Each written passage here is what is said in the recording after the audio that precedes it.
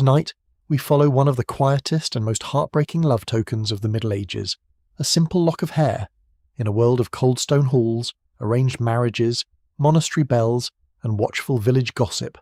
A strand of hair could become a promise, a prayer, or a secret dangerous enough to ruin two lives. So settle in, lower the lights, and let this medieval tale carry you softly into the past. And before we begin, please like the video and subscribe to the channel for more gentle medieval stories like this. Hey guys, tonight you find yourself beneath the low winter sky of a medieval town, where the stones are cold enough to bite through your boots, the straw in the cart bed smells damp and old, and smoke gathers thick in the rafters of every crooked house near the gate. River mist crawls along the ditch beyond the walls, bells murmur somewhere beyond the rooftops, and the breath of tired horses drifts white in the torchlight, as if even the animals are quietly reconsidering their life choices. Medieval travel brochures really oversold this experience. Mud clings to your ankles, your fingers are stiff inside your sleeves, and you probably would not last a week out here, not without someone lending you wool, bread, and a very forgiving sense of smell. So, before you get comfortable, take a moment to like the video and subscribe, but only if you genuinely enjoy what I do here. And while the gatekeeper squints at your face as if you personally invented bad weather, tell us in the comments where you're watching from and what time it is there. Now, dim the lights, maybe turn on a fan for that soft background hum, and let's ease into tonight's journey together. You stand under the town gate while the last of the day drains into a smoky purple dusk. Above you, the gatehouse leans heavy and square, its beams blackened by old pitch smoke and damp seasons, its murder holes dark as sealed eyes. A watchman in a patched wool hood holds a lantern near your shoulder, not because he expects to learn much from your face, but because holding a lantern gives a man authority when he otherwise has only cold hands and a cough. He asks your business. You say you are seeking shelter for the night, perhaps a heel of bread, perhaps a place near a fire where the fleas have at least been negotiated with. He grunts as if this is an ambitious request. Behind you, the road runs away into fields silvered with frost, past bare hedges where crows sit like black scraps of cloth. Ahead, the town narrows into a lane of timber houses, each upper floor leaning toward the next until the sky becomes a thin, bruised ribbon between roofs. The ground is churned with hoofprints, cart ruts, and the soft remains of everything a town prefers not to discuss. Somewhere nearby, a pig complains with the deep moral seriousness of a bishop-denied supper. The watchman lifts the iron bar, and you pass beneath the arch. At once, the air changes. Outside the wall, winter has an open hunger, roaming freely through fields and ditches. Inside, it becomes crowded with life onions frying in tallow, wet wool steaming by hearths, ale souring in barrels, rushes rotting gently on stone floors, beeswax candles burning in narrow windows for those who can afford to smell holiness instead of sheep fat. A woman hurries past with a wooden bucket tucked against her hip. Two apprentices carry a shutter in from a stall. A dog with one torn ear appears beside you, studies your boots, and decides you're not important but possibly useful. It follows anyway. You move slowly, because everyone does. A medieval town at dusk is not a place for grand strides. It is a place for ducking under hanging signs, avoiding puddles of uncertain origin, and stepping aside for carts whose wheels seem held together by prayer, habit, and a nail that has given up. The gatekeeper points you toward an alehouse near the market square, but before you reach it, you hear the first piece of the tale. It comes from two women standing under the eaves of a baker's shop, their baskets covered with linen, their heads close together against the cold. One is old, with a face folded fine as dried apple peel. The other is younger, red-cheeked from wind, carrying a bundle of kindling bound with cord. They do not speak loudly. People in towns like this rarely need to. News travels without being shouted. It slips beneath doors, rides in laundry baskets, hides in church pews, and sits down beside you before you have even warmed your hands. She kept it in a pilgrim's pouch, the old woman says. His hair, the younger one whispers. A lock only, brown as walnut shell, tied with blue thread. They say she wore it under her kirtle near the heart. The younger woman makes the sign of the cross, but not with certainty, more from habit, the way a person might touch the latch twice before leaving home. Some swear that a lover's hair, once cut and given freely, keeps a little warmth of the person who gave it. Others say that is foolishness fit for moon-drunk girls and boys who have not yet met tax collectors. No one can quite agree whether hair is merely hair, dead as clipped wool, or whether it carries memory like a candle carries flame. But people keep it all the same. They tuck it into lockets, stitch it into seams, wrap it in scraps of silk, hide it inside prayer books, or braid it with thread and hang it where only God and laundry can see. You pause near a stack of flour sacks and pretend to look at nothing in particular. This is a useful medieval skill.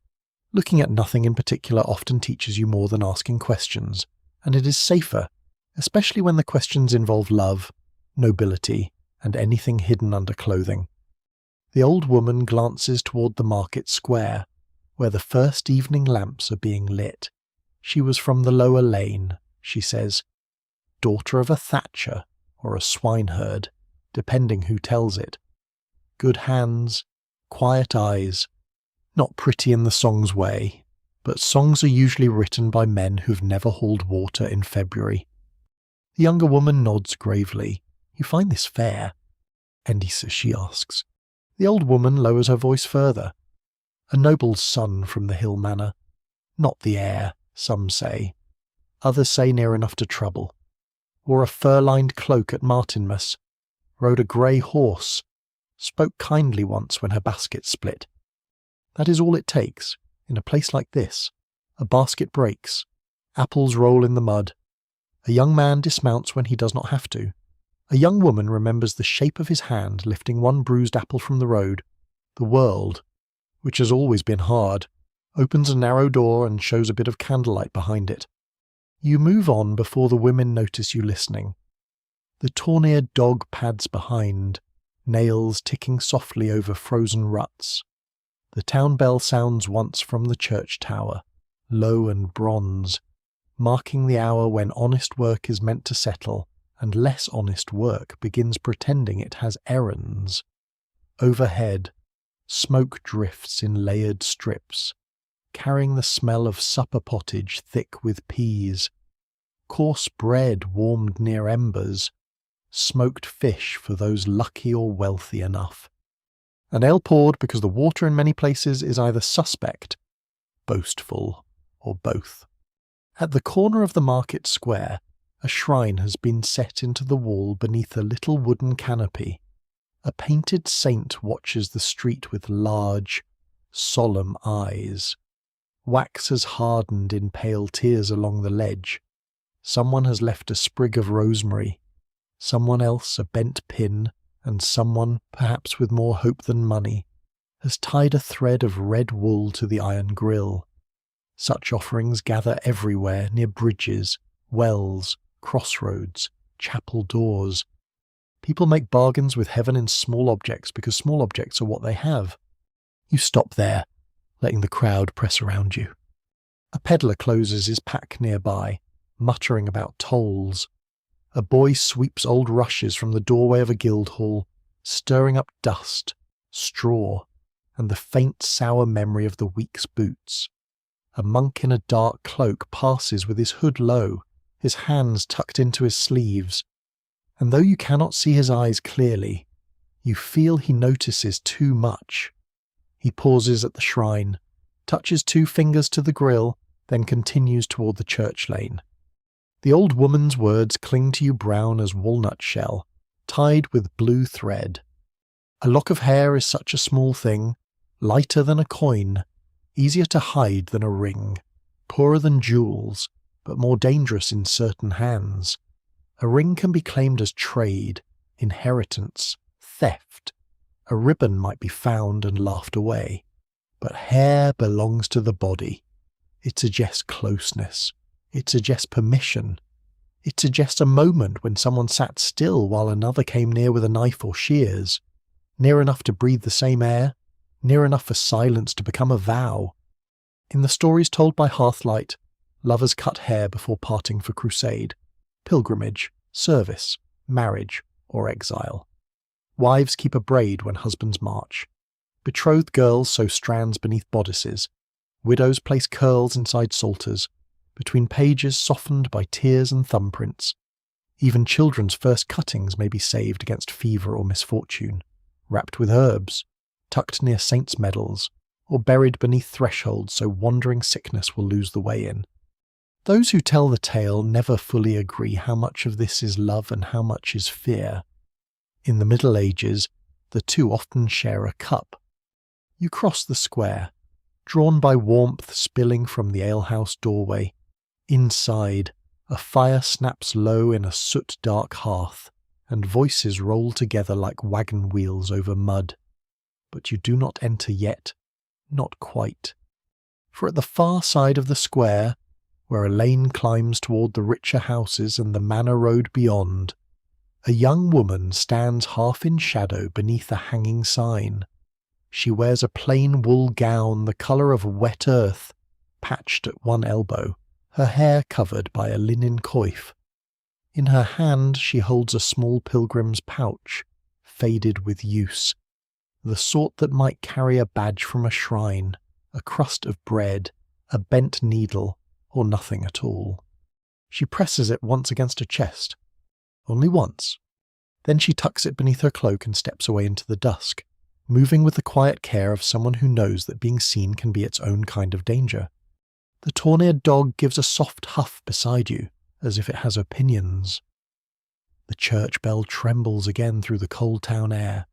Somewhere beyond the walls, beyond the fields, beyond the black ribs of winter trees, a manor hall is kindling its candles, and the night begins to gather around the first fragile thread of the story. You step at last into the alehouse, and the warmth does not so much welcome you as fall upon you like a damp blanket that has been trying its best. The room is low-beamed and crowded, lit by rush lights and a few tired beeswax candles, whose flames bend whenever the door opens. Smoke hangs in the rafters in a blue-grey layer, turning every face beneath it softer and stranger, as if the whole room has been half painted by firelight and half forgotten by morning. Underfoot, rushes cover the stone floor, scattered with old herbs to sweeten the air, though the herbs have clearly lost their battle sometime before supper. You duck beneath a beam, because medieval ceilings are designed by people who believe pride should be corrected physically, and find a place near the hearth. The tawny-eared dog slips in behind you with the confidence of a creature who has never paid for ale and never intends to begin. It circles once, noses the rushes, then settles near your boot as if you have entered into some quiet agreement. Around the room, the town gathers into its evening shape. A carter with mud up to his knees nurses a wooden cup. A pair of weavers argue softly over wool prices. A fishmonger dozes against the wall with his cap over his eyes, smelling faintly of river and defeat. Near the hearth, 3 women sit close with their spinning, though the spindles move more slowly than their tongues. The alewife moves between tables with a jug at her hip, sharp-eyed, broad-handed, and fully capable of ending any quarrel before it grows legs. You're given a bowl of pottage thick with barley and leeks, a heel of coarse bread, and ale dark enough to make you think it has secrets. The bread is rough, the bowl is warm, and the spoon has been used by enough strangers to make humility feel less like a virtue and more like tableware. Still, after the road, it tastes almost holy. Hunger is a generous priest. The talk near the hearth circles back to the girl before you have swallowed 3 mouthfuls. "Lower lane," I heard, says the carter, scratching his beard. Her father mends thatch when his joints allow it.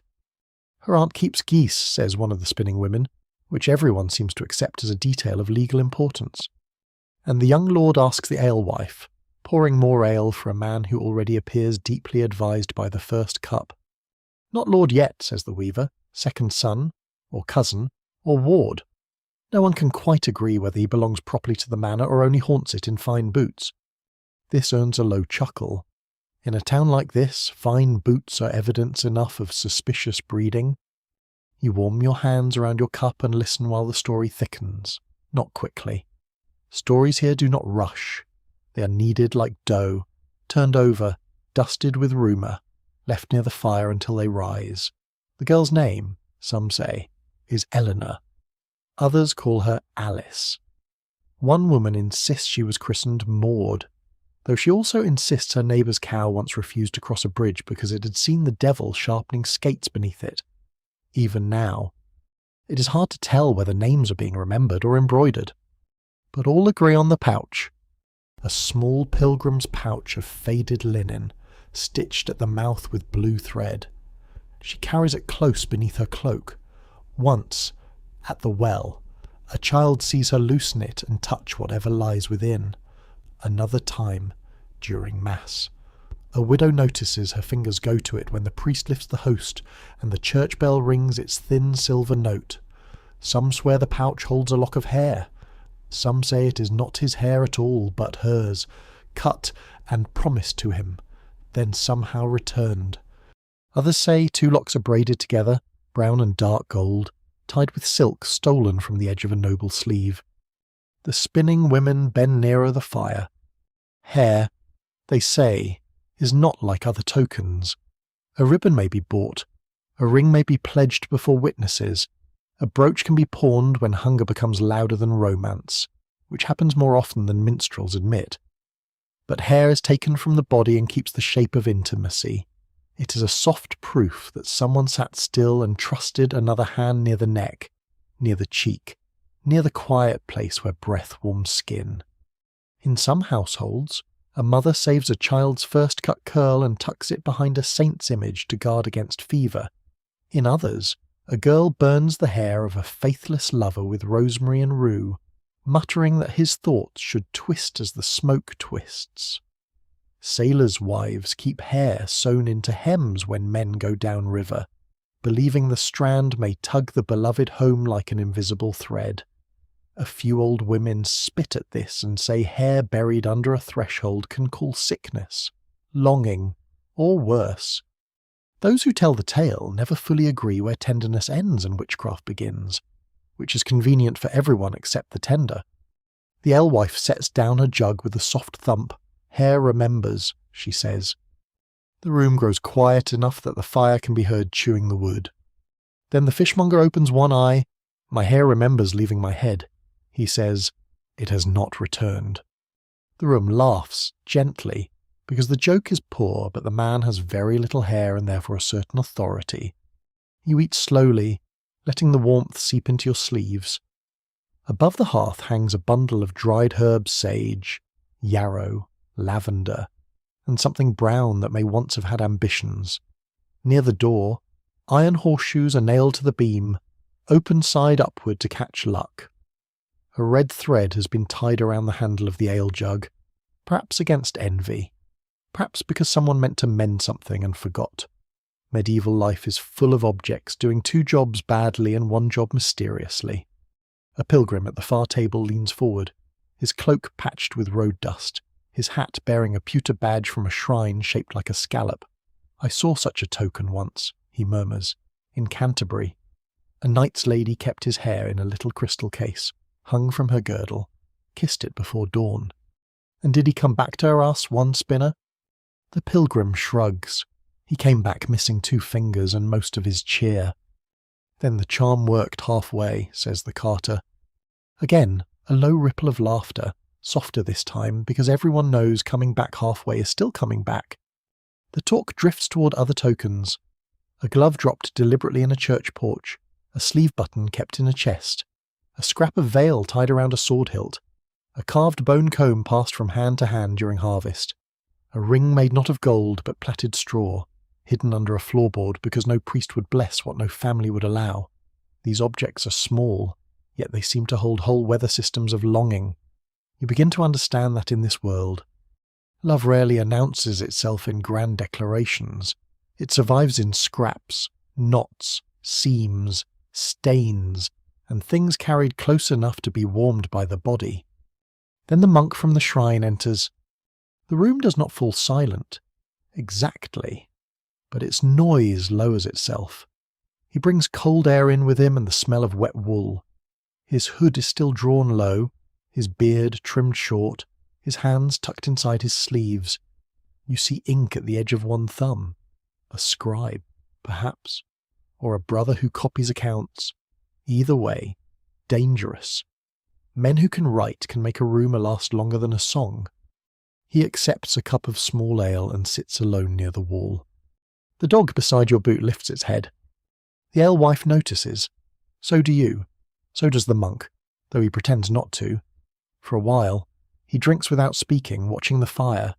Then the weaver, who has reached that stage of ale where caution becomes decorative, calls across the room. "Brother, tell us, is it sin to keep a lover's hair?"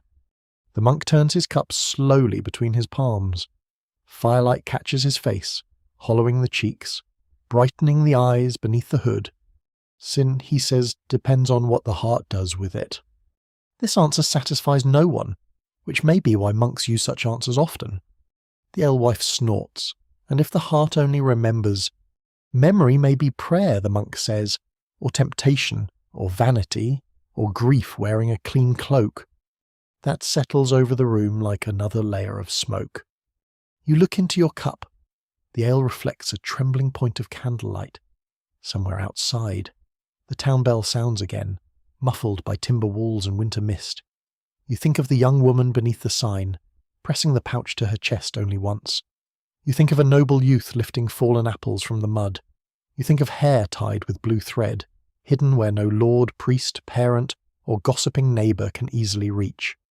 Near the hearth, the fire shifts, and sparks rise briefly toward the black rafters. The monk's gaze moves across the room and rests, just for a breath, on you. Not long enough to accuse, not kindly enough to comfort.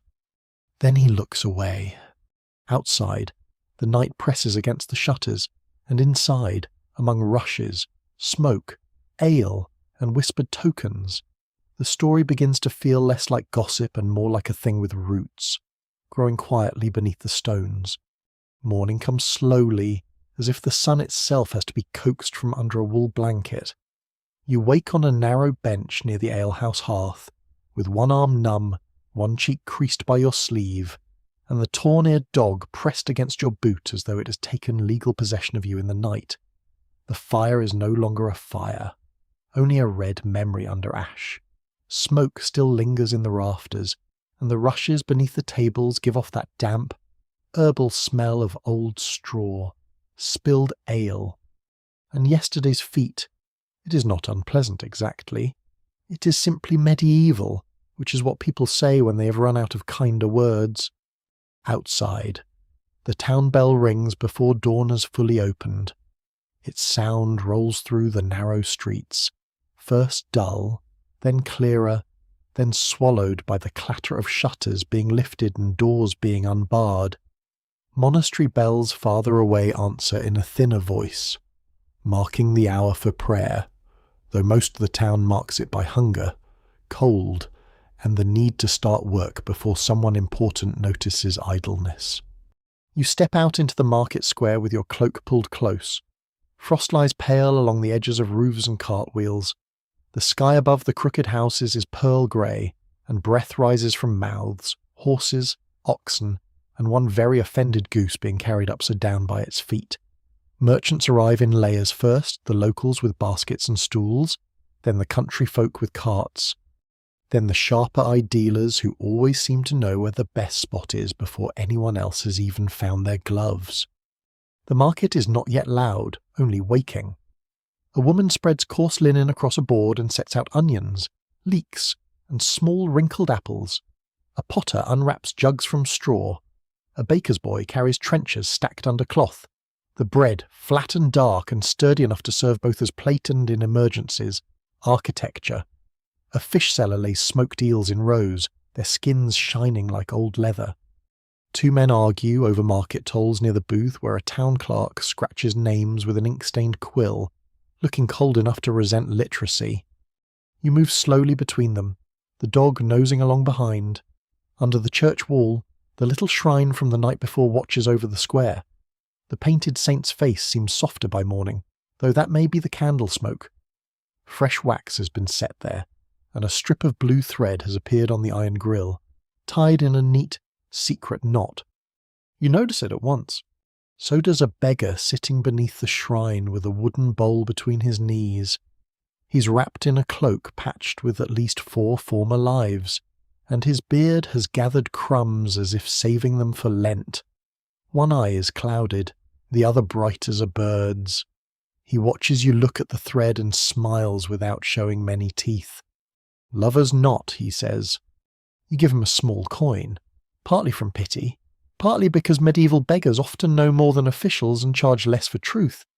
He bites the coin, nods, and tucks it somewhere inside his rags. "Blue for constancy," he says. "Red for longing. Green if the girl's mother is suspicious, because green can be called anything you like.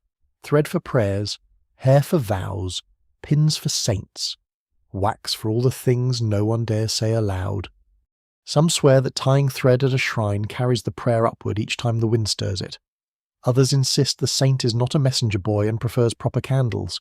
No one can quite agree whether heaven listens more kindly to Latin, tears, or knots. But the grill is crowded with small-tied things, and that is answer enough for the poor. You look across the market and see the girl again. She stands near the well, helping an older woman lift 2 buckets to a shoulder yoke. Her gown is the same wet earth brown, her linen coif clean but plain, her sleeves rolled at the wrist. In daylight, she seems younger than she did under torchlight, though not childlike. Her face has that winter stillness common among people who have learned to save their strength. She smiles once when the older woman says something, and the smile is brief, private, almost surprised to exist. At her belt hangs the faded pilgrim's pouch. Not obvious, not hidden well enough. A charm seller nearby notices too.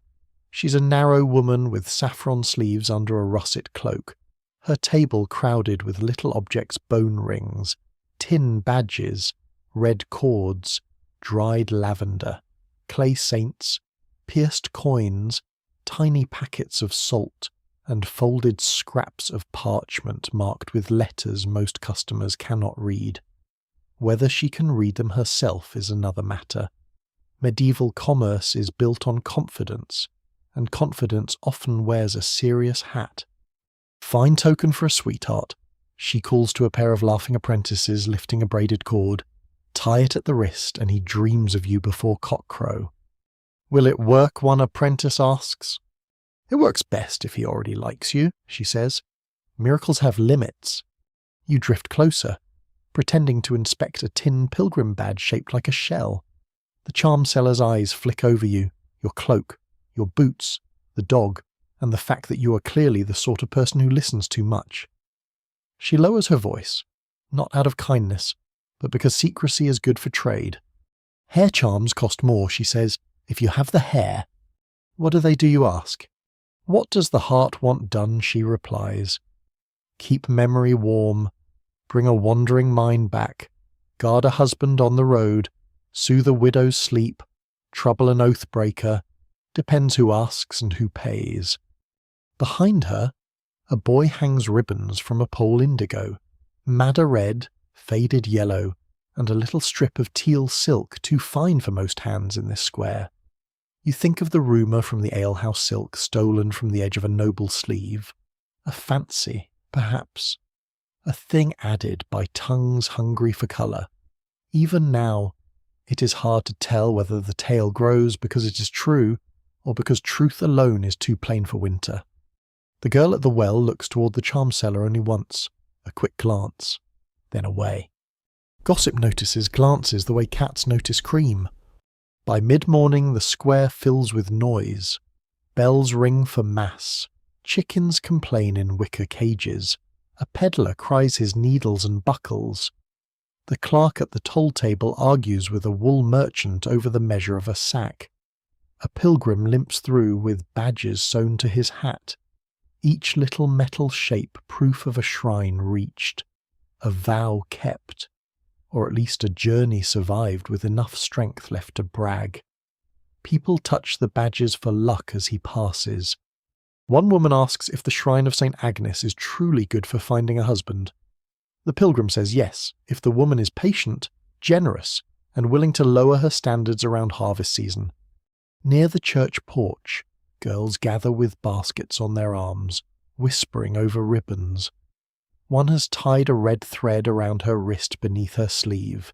Another wears a ring of twisted straw hidden under her glove. A third keeps touching the end of her braid, as though measuring what might be cut and given away. These are not the grand loves of songs, with hawks, towers, and moonlit balconies. These are market loves, bread oven loves, well bucket loves. They pass in glances between stalls, in extra apples slipped into baskets, in a cloak shared during rain, in a ribbon returned washed and folded. Then a horn sounds near the upper lane. Not a battle horn, not anything so large, just the clear note of a mounted servant announcing someone from the manor road. The market shifts without seeming to move. Backs straighten, voices lower, stalls become tidier by instinct. Even the goose goes quiet, perhaps recognizing authority or simply running out of objections. A horse appears first, grey as river fog, its bridle set with small brass studs. Then a young man rides into the square wearing a fur-lined cloak dark blue at the shoulders, with boots polished enough to insult every puddle nearby.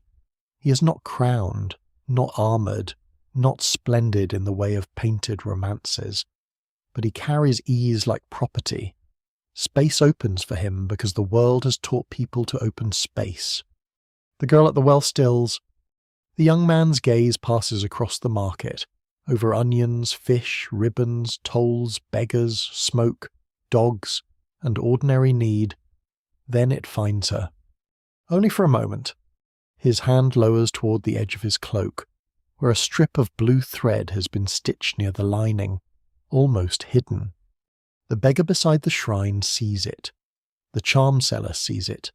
The monk from last night, standing in the shadow of the church porch with ink still dark on his thumb, sees it too. And you, standing among baskets and bells and winter breath, understand that by morning light the lover's secret is not safer. It is only more visible. The grey horse moves through the market as if the mud has agreed not to touch it. This, you think, is one of the quieter miracles of rank. Everyone else sinks, slips, curses softly, and loses dignity by the spoonful. But the young man from the manor passes between stalls with only a faint darkening at the edge of his polished boots. His servant rides behind him on a smaller horse, carrying a leather satchel and wearing the expression of someone whose whole profession is noticing problems before his master has to admit they exist. The market bends around them, not bowing exactly. Bowing is too formal for onions, smoked eels, and geese in wicker cages, but people step aside. The toll clerk lowers his quill, the charm seller stops speaking mid-promise. The beggar beneath the shrine tucks his bowl closer to his knees. Even the dog beside you gives the horse a thoughtful sniff and decides not to challenge feudal society before breakfast. The young man's cloak is the first thing the town sees. Dark blue wool, heavy and well woven, lined at the collar with pale fur, not royal, not princely, but rich enough to make half the square conscious of patched elbows. A small clasp shines at his throat. His gloves are soft leather. His hair, what little you see beneath his cap, is brown with a warmer gleam when the morning light catches it, like chestnut polished by many hands. At the well, the girl keeps her eyes lowered. That is what she's supposed to do. A peasant girl does not stare at a noble youth in the market square. She does not let her face change. She does not hold her breath when his horse comes near, and she certainly does not touch the pilgrim's pouch beneath her cloak. The rules are not written where she can read them, but she knows them as surely as she knows the weight of a water yoke, the sting of winter on wet fingers, and the difference between a church bell for prayer and a bell that warns of fire. Custom teaches itself by making examples of those who forget.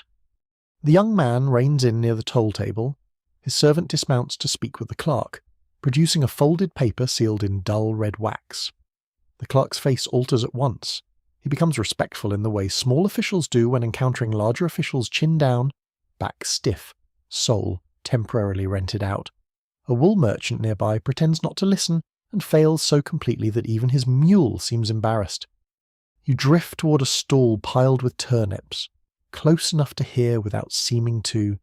The dog follows, nose low, still committed to your uncertain future.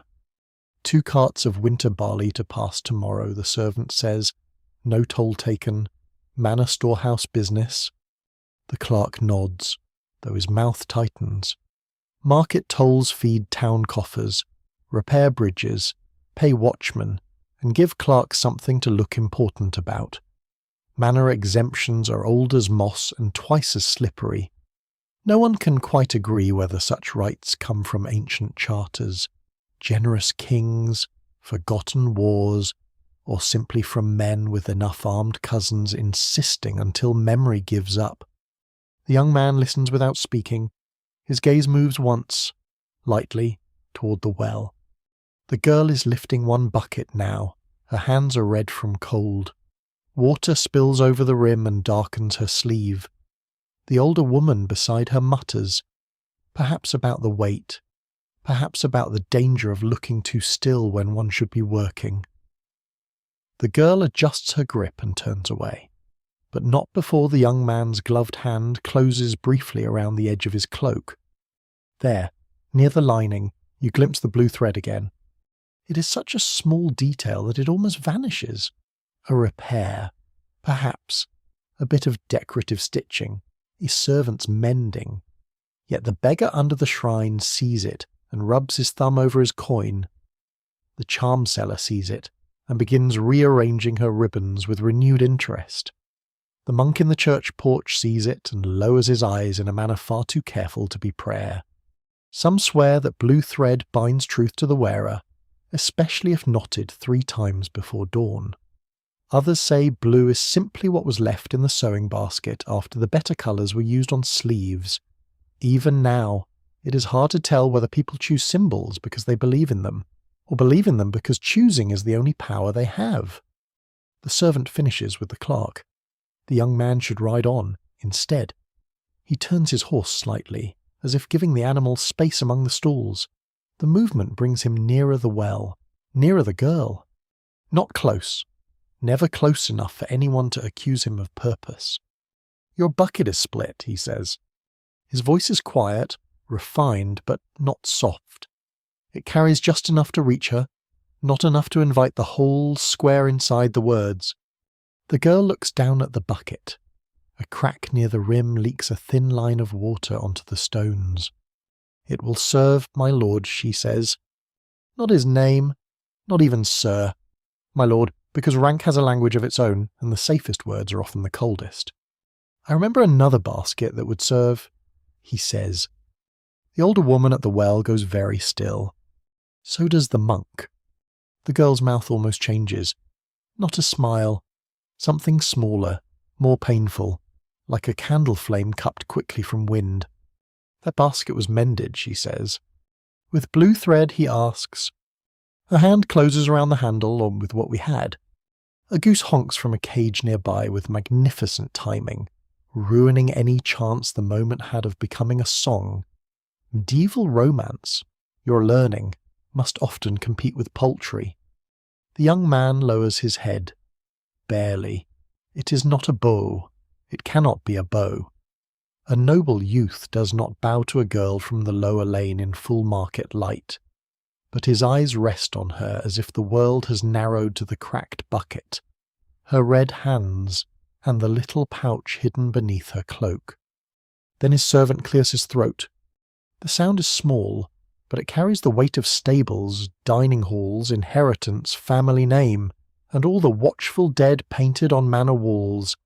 The young man straightens, the horse shifts beneath him, the market resumes breathing. You watch the girl lower the bucket onto the stones. Her fingers tremble once before she hides them in her sleeve.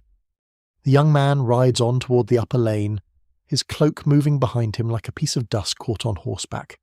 Space opens, then closes after him. People return to buying, selling, bargaining, lying politely about weights, and pretending they have not witnessed anything.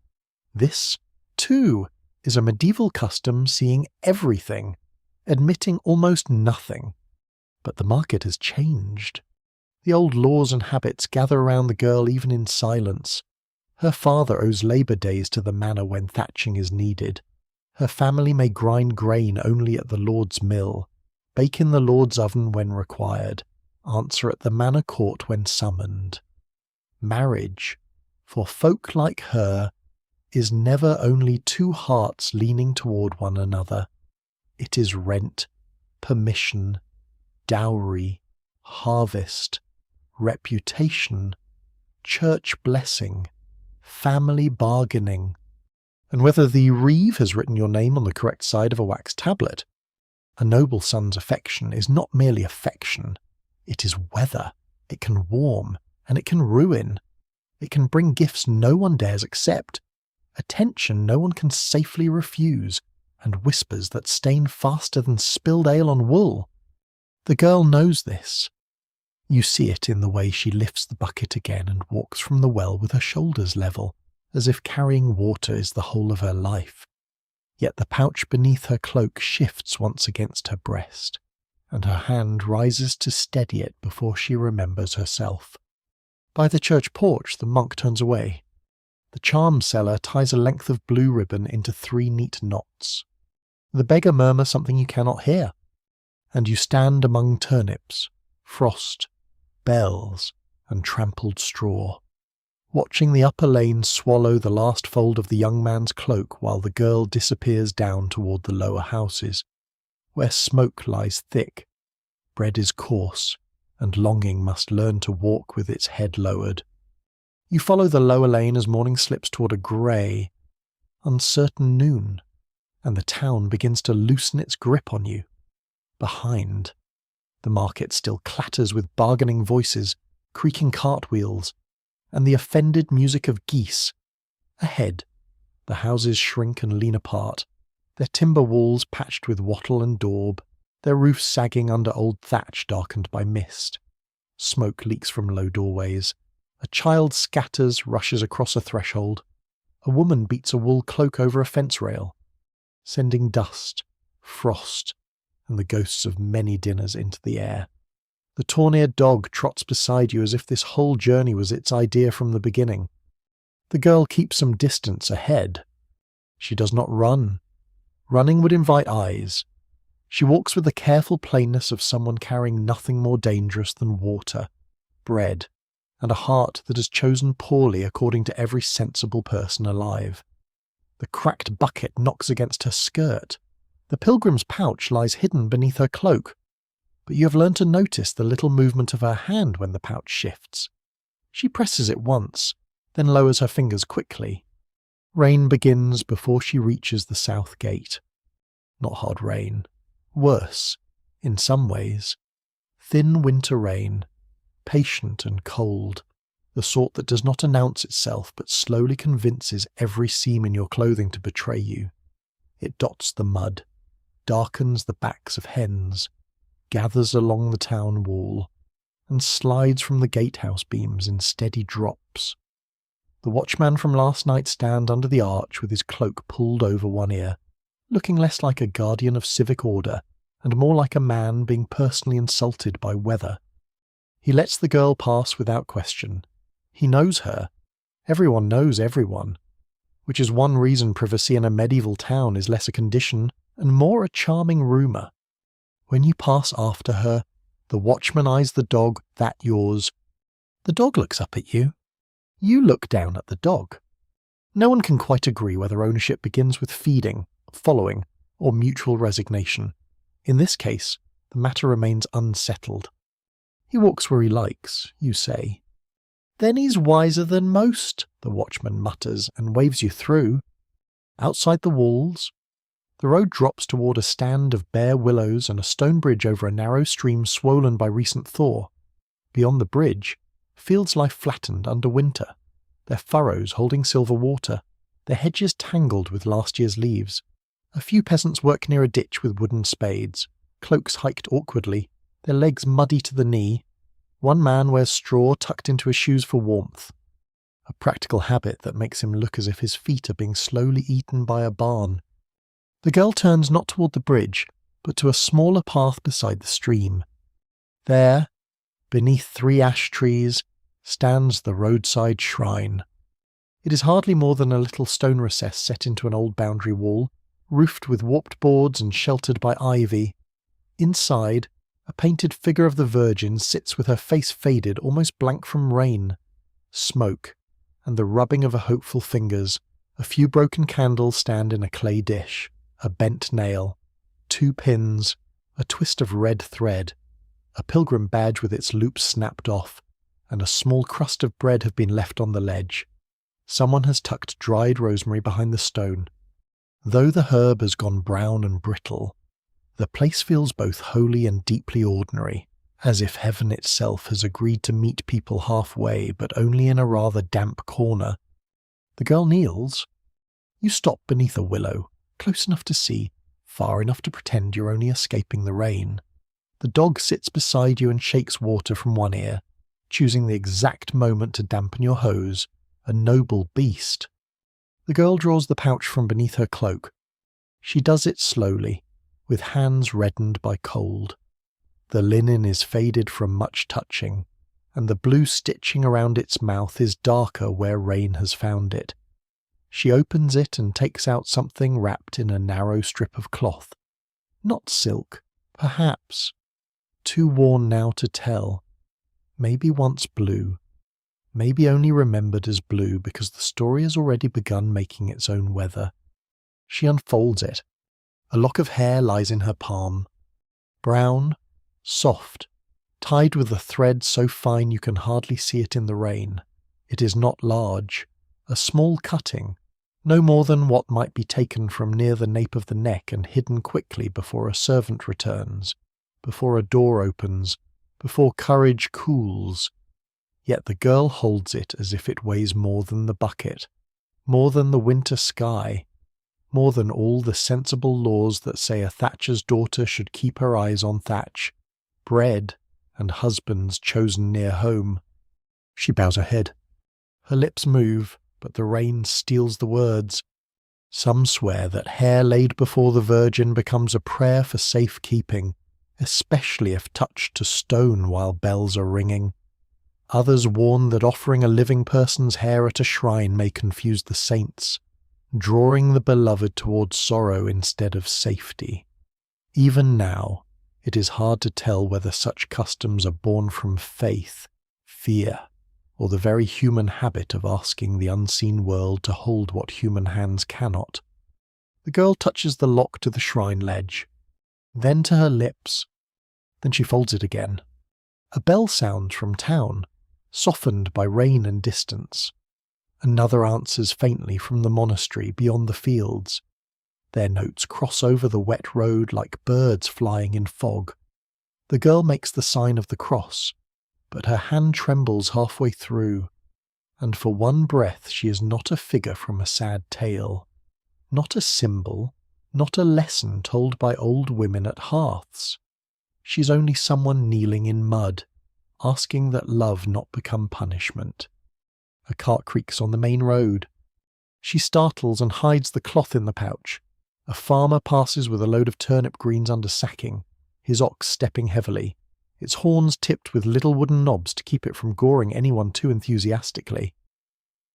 The farmer glances toward the shrine, then away with the practised courtesy of a man who has seen private grief and knows it is best treated like a sleeping dog. When he is gone, the girl rises, but before she turns back, she takes from her sleeve a single strand of her own hair, darkened by rain where it has slipped free beneath her coif. She winds it around the blue thread tied to the pouch mouth, knotting it once, twice, 3 times. A charm seller would say 3 knots bind memory. A priest might say 3 knots mock the Trinity if tied with improper intention. A grandmother might say it depends entirely on whether the girl has washed her hands, because grandmothers often keep theology practical. The girl whispers something at last, and this time you hear only one word. Remember. Then she tucks the pouch beneath her cloak and steps back onto the path. Her face is wet, but rain makes all sorrow difficult to prove. She walks toward the town again, bucket swinging, shoulders straight, while the bells fade behind her and the shrine keeps its small collection of pins, wax, bread, rosemary, and secrets. You remain beneath the willow for a little while. The dog leans against your leg, damp and warm. Rain taps softly on dead leaves. In the shrine, one candle guttering in the clay dish refuses to go out, its flame bending low, then lifting again, thin as a breath.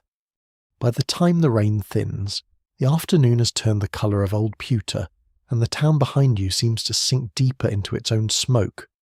You follow the road eastward, not because anyone has invited you, but because the bells from the monastery keep sounding beyond the fields, steady and mild, drawing travellers the way a warm smell draws the hungry.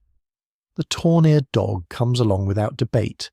He has decided, with the solemn freedom of dogs and minor kings, that your path is now also his. The monastery sits beyond a line of wet poplars, low and broad behind a stone wall furred with moss. Its roofs are dark with rain. Its bell tower rises square and plain against the clouded sky, and each toll seems to settle into the puddles before fading. A little gatehouse opens onto the pilgrim road, where a lay brother in a coarse brown cloak asks your need, your origin, and whether you carry any sickness worse than ordinary poverty. Medieval hospitality is generous, but it does like to inspect the package first. You say you seek shelter before nightfall.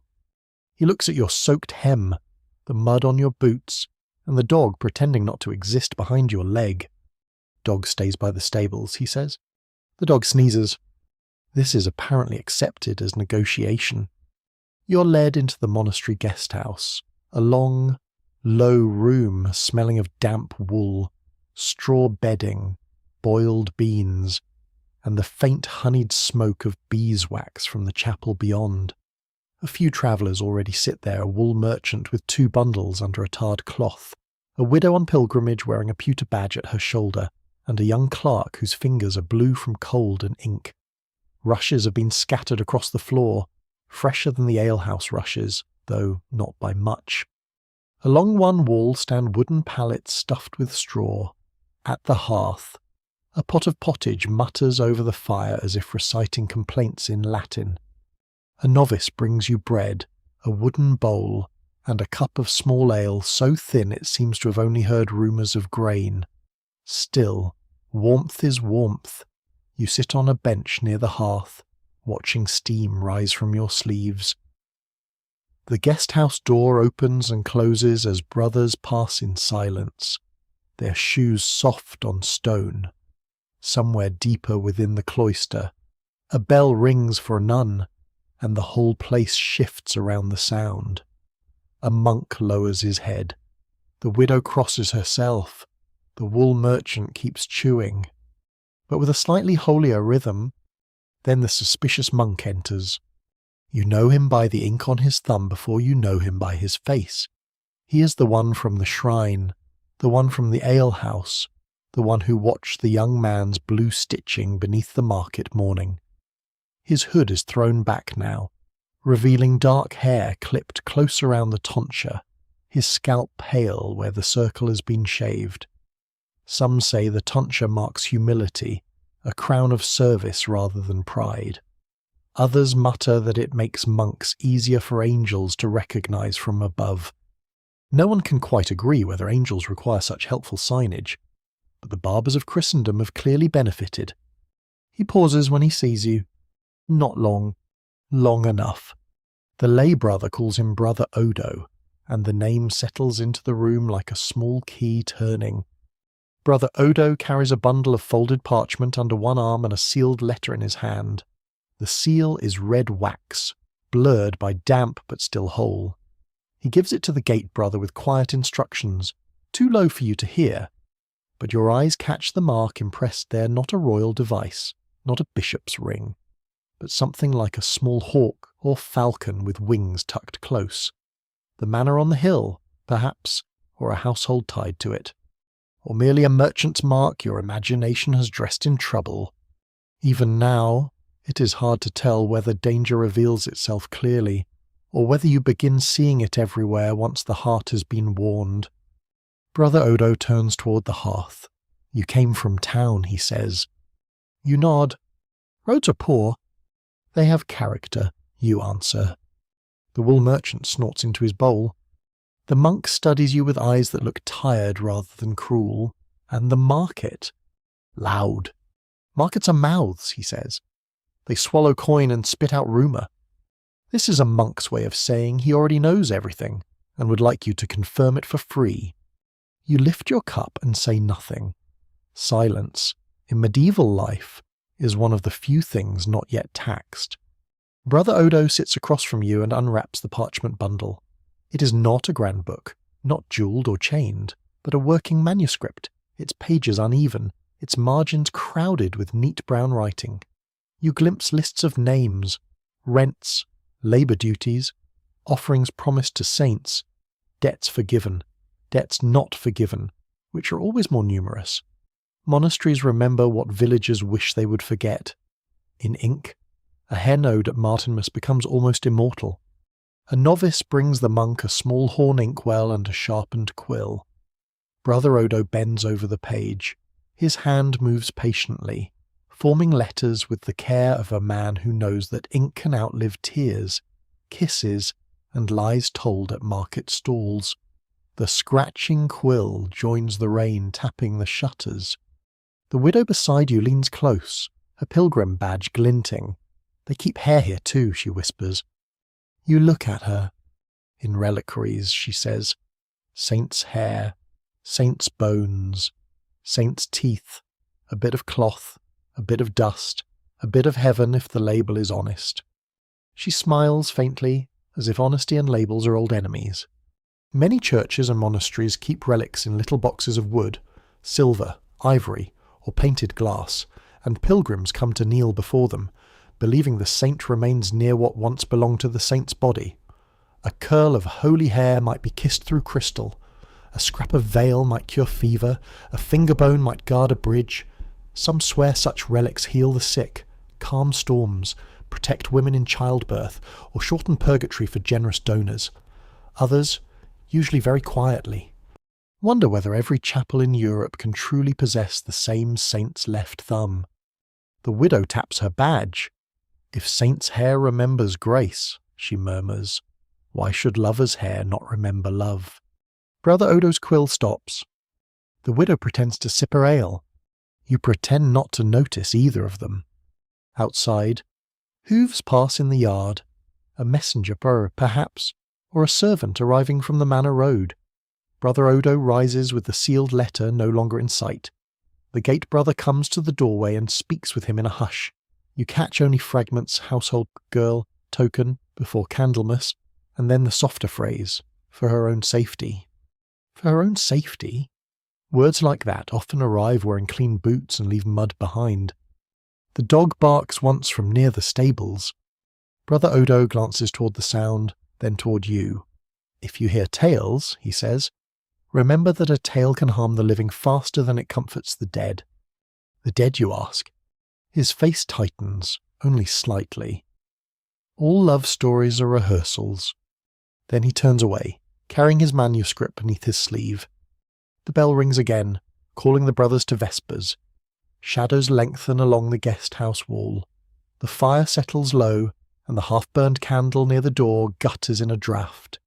You sit with your bowl cooling between your hands, the smell of wet wool still around you, the shrine's rain still in your memory, and the thought of that red wax seal travelling ahead of the lovers like a quiet blade wrapped in parchment.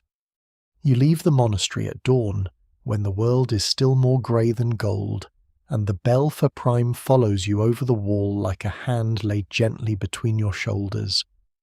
The guest house behind you exhales smoke from its little chimney.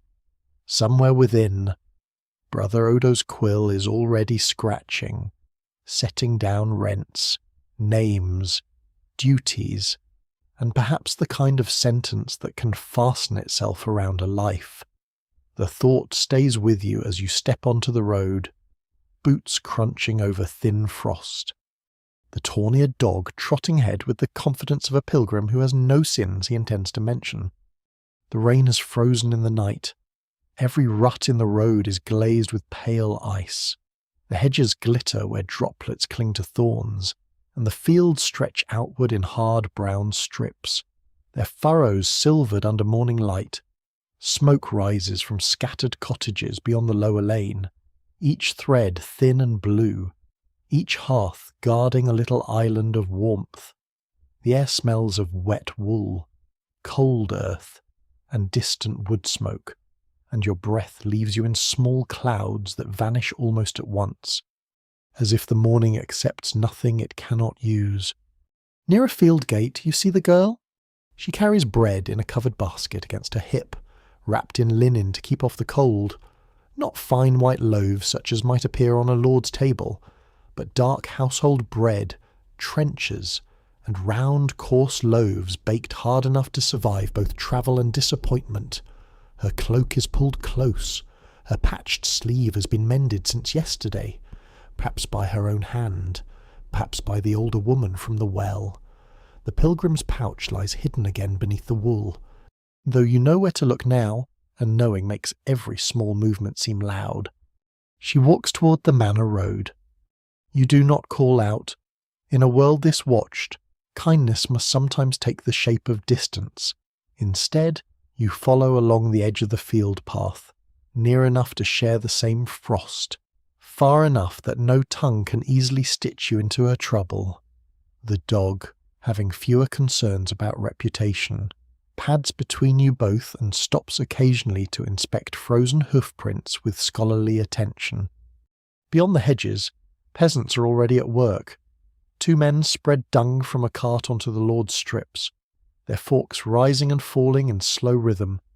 A woman in a russet hood breaks ice on a trough with a wooden mallet. Another gathers kindling from beneath a stand of leafless hazels, tucking sticks into a wicker creel on her back. Winter does not mean rest for most people. It only changes the shape of labour. There are tools to mend, animals to feed, ditches to clear, grain to measure, wool to spin, and always, somewhere, a door that will not keep out the wind. The girl pauses at a stile and shifts the basket from one arm to the other. A small charm hangs from the stile, a horseshoe nail tied with red thread, tucked into the wood where many hands have crossed. Some swear iron keeps away ill wishers, wandering spirits, and the small spiteful things that creep through hedges at dawn. Others say nails at stiles only prove that farmers lose nails and old women find uses for them. No one can quite agree whether protection lives in the iron, the prayer, or the comfort of thinking one has done something. Still. The girl touches the nail before climbing over. So do you, though you tell yourself it is only to steady your hand. The manor rises slowly ahead, not yet near, but always present. First you see the hill, then the darker line of its palisade, then the roofs of barns and storehouses, then the stone keep beyond them, square and watchful. Smoke rises there too, but differently. The smoke of poor houses wavers thinly, counting each log. Manor smoke lifts in broader plumes, fed by kitchens, bakehouse, brewhouse, and hall hearths large enough to roast what a cottage would name as wealth. Even the crows seem fatter near the manor. The distance between the lower lane and that hill is not long in steps, but as you walk it, the road seems to stretch through every rule that has ever been made. Here are the peasant strips, marked by habit more than fences. Here the meadow where grazing rights are argued over at manor court. Here the mill stream, where grain must be ground for a fee because the lord's mill does not survive on goodwill, however often goodwill is recommended to the poor. Here the oven road. where women carry dough when the Lord's bakehouse is required, paying in coin, flour, or patience, which is the most commonly extracted tax. The girl carries bread upward because her household owes service this week, or because the manor kitchen has ordered extra trenchers for guests, or because her aunt knows someone among the servants. Those who tell the tale never fully agree. In one version, she goes unwillingly, sent because her father's knees have swollen from winter damp. In another, she offers to go, wrapping the loaves herself before dawn, pretending duty is the whole reason. It is hard to tell which version is kinder. You pass a shepherd boy driving 3 thin sheep toward a fold. He nods at the girl, glances at you, then at the dog, then decides all of you are less interesting than keeping the sheep from discovering independence. His cloak is lined with bits of old fleece, and his shoes are tied with leather thongs stiff from frost. He carries a hazel switch and a little pouch of salt for sheep, charms, and emergencies, because medieval pouches are expected to manage a great deal. The girl's pace slows near the mill stream. There, a wooden bridge crosses waters dark beneath a skin of ice. Frost whitens the rails. The mill wheel stands still, locked by cold, its paddles rimmed with glassy edges. Beside the bridge is a small wayside cross, its carved Christ worn almost smooth by weather. Someone has placed a crust of bread on the stone base, perhaps for the poor, perhaps for birds, perhaps as a charm against hunger in the house. Some old folk say bread left at a crossroad keeps famine from following you home. Others say it simply feeds crows, who have never objected to theology when it arrives in edible form. The girl stops there and looks toward the manor. For a moment, she seems very small against the white fields and dark hill. Her basket steams faintly where the bread still holds warmth beneath the linen. Her fingers rest on the cloth. Then, carefully, she slips one hand beneath her cloak, touches the pouch once, and draws her hand away as if burned by memory. No noble youth appears. No cloak flashes blue in the yard. No servant comes riding down to speak in secret. Only the morning continues quiet and cold, which is often how heartbreak does its work, not with trumpets, but with frost, waiting, and the sound of water moving beneath ice. You follow as the manor gate grows nearer. The outer yard smells of straw, dung, smoke, and horses. Men unload sacks beside the granary. A dairymaid carries a pail with cream crusted along the rim. A groom curses softly at a mule with a philosophy of resistance. Above the yard, the hall windows catch the weak sun. Somewhere inside, there will be rushes on cleaner floors, beeswax candles instead of tallow, pewter cups, salted meat, fur-lined cloaks laid over benches, and people who may speak of the poor with kindness, while never once having to mend a cracked bucket in winter rain. At the kitchen entrance, a stout woman in a blue apron takes the bread from the girl and counts the loaves with the thumb pressed into each crust. She nods, not warmly, not cruelly, simply as one worker to another. The girl dips her head. "Wait there," the kitchen woman says. "There may be scraps to carry back." So the girl waits beside the wall in the cold, hands folded, eyes lowered, while the manor breathes heat through its doors and never quite lets her in. You stand near the yard's edge with the dog at your side, smelling wet straw and warm bread, watching the hill divide the world into those who enter by right and those who wait for leftovers. You wait near the manor kitchen as the day lowers itself toward evening, and the cold gathers in the yard with quiet patience.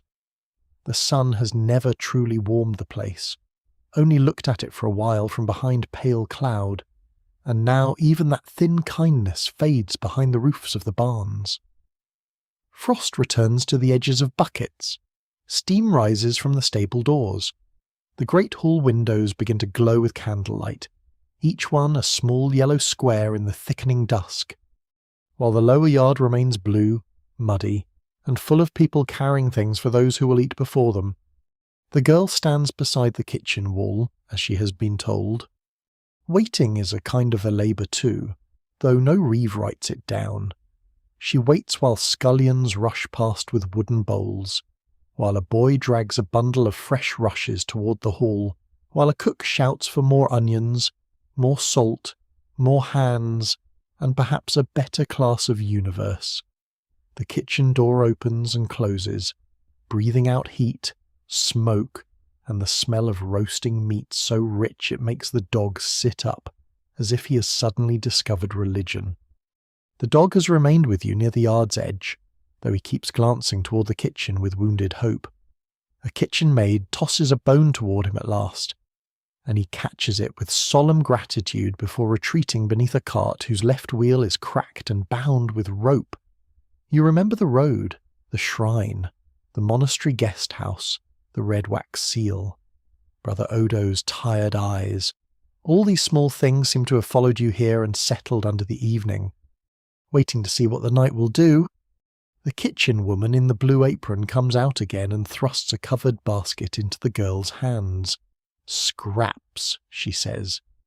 Bread ends, rind, a bit of leek if your folk are not too proud for leek. No, the girl answers softly, no, we are not. This is said plainly, without bitterness, and perhaps that makes it sadder. Pride, out here, is a luxury like white bread or dry socks. Most people keep only enough to stand upright.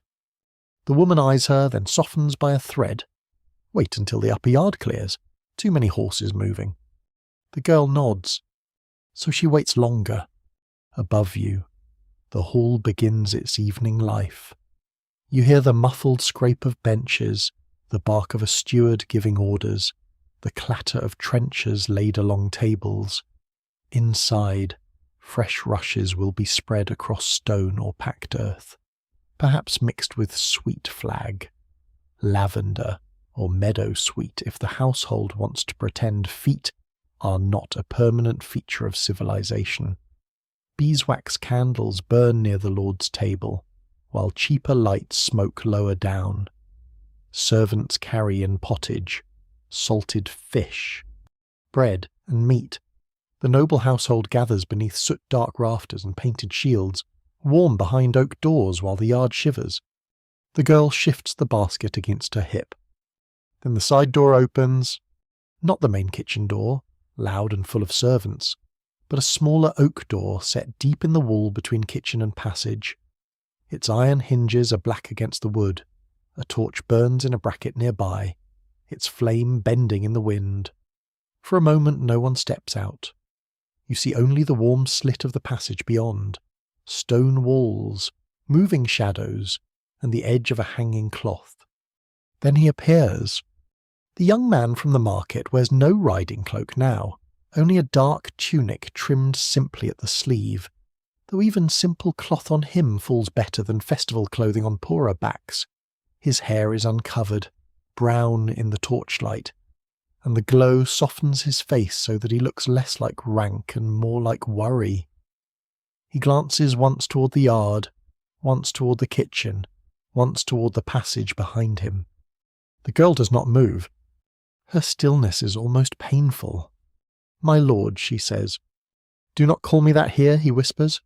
"What should I call you?" He almost smiles. "What you called me by the stream." You cannot hear what name she gives him, because she says it too quietly. Perhaps those who tell the tale never fully agree, because the name was never meant for anyone else. In some villages, secret names are considered binding things. Some swear that if a lover speaks your given name over running water, the water carries it safely away from envy. Others say running water carries everything away, including sense. Even now, it is hard to tell which belief has better evidence. He steps closer, but not close enough. There is always a space between them, made not of air but of law, family, fear, and every eye that might turn. "I heard they sent bread from your house," he says. "My aunt baked most of it." "And you carried it?" "My father's knees are bad in frost." He nods, as if storing each small fact carefully. It is strange, how love often proves itself not by grand vows, but by remembering ordinary aches. From inside the hall comes laughter, then music, a plucked string and a low drum. Someone calls for more ale. A servant hurries past the far end of the yard with a pitcher, sees nothing, or decides wisely that nothing is what he has seen. The young man reaches into his sleeve. The girl's breath catches. He draws out a narrow strip of linen wrapped around something small. His hand trembles once before he steadies it. "I should not have kept it," he says. "Then why did you—" "Because I am weaker than sermons." That nearly makes her smile. Nearly. He unwraps the cloth. In his palm lies a lock of dark hair, finer than the one she keeps, tied with a single strand of blue thread. Her hair! You know it at once from the colour at her brow where the coif has slipped. Not much has been cut. Only enough to hide. Enough to remember. Enough to condemn, if held by cruel hands. The girl presses her lips together. "I thought you had burned it," she says. "I tried. And—" The candle went out. This time she does smile, small and helpless, and the torchlight catches it as briefly as a spark. Some people believe a flame refusing to burn a love token is a sign from heaven. Others believe drafts exist. Medieval life, being generous, allows both possibilities to trouble the mind at once. From beneath her cloak, she draws her pilgrim's pouch. Her fingers work at the blue stitching. She takes out the folded cloth you saw at the shrine, and within it, his brown lock lies tied and carefully kept. For a moment the two stand with these pieces of one another in their hands, as if holding proof that the body can be divided and yet remain whole through longing. He looks at her hair in his palm. "If they send me away after Candlemas." "Do not say it." "If they do." She lowers her eyes, and then you go. "And you." "I mend baskets, carry bread, or fetch water, grow old if God allows it." The words are steady, but her fingers close around his lock so tightly the thread nearly disappears. He steps closer now. Only one step. Enough that the torch paints both their faces in the same wavering light. Enough that the winter air between them warms. He lifts her lock of hair and places it into her palm beside his own. "No," she whispers. "Keep them together. That is dangerous. So is remembering alone." A door bangs somewhere inside. Both of them flinch. The moment shrinks at once, folding itself like cloth before a storm. He takes the two locks, twists them gently together, brown and dark, and ties them with the same blue thread. His fingers are clumsy from cold or fear, hers close over his to help. For one breath, their hands are joined around the little braid. No kiss follows, no dramatic vow, only the torch hissing in the damp, the far music inside the hall, the cracked cartwheel in the yard, the dog worrying his bone beneath it, and two young people trying to make a single small object strong enough to outlast the world. Then he places the braided lock back into the pilgrim's pouch. She hides it beneath her cloak. The oak door opens wider behind him. A servant's voice calls his name from within. He steps back. "My lady," he says, so softly it is almost not sound at all. She shakes her head once, because the word is impossible. Foolish, tender, and cruel. Then he's gone into candlelight, and the oak door closes between them with a heavy wooden breath. The girl stands in the yard until the torch gutters low. Then she lifts the basket of scraps and begins the walk back down the hill, carrying bread for the body, and under her cloak, a little braided grief warm against her heart. You descend from the manor hill behind the girl as dusk settles low over the fields, and the town below seems farther away than it did in morning. The basket of scraps rests against her hip, covered with cloth. Warm bread ends breathing faint steam into the cold. Beneath her cloak, closer than bread, closer than any lawful thing she owns. The braided locks lie hidden in the pilgrim's pouch. She does not touch it now. Perhaps she fears that touching it will make it real. Perhaps she fears that not touching it will. The dog trots from beneath the cart after finishing his bone and joins you both with the satisfied air of a creature who has eaten from a noble yard and considers social boundaries largely edible. Behind you, the great hall glows brighter as night thickens. Laughter rises once from within, then fades behind the oak door.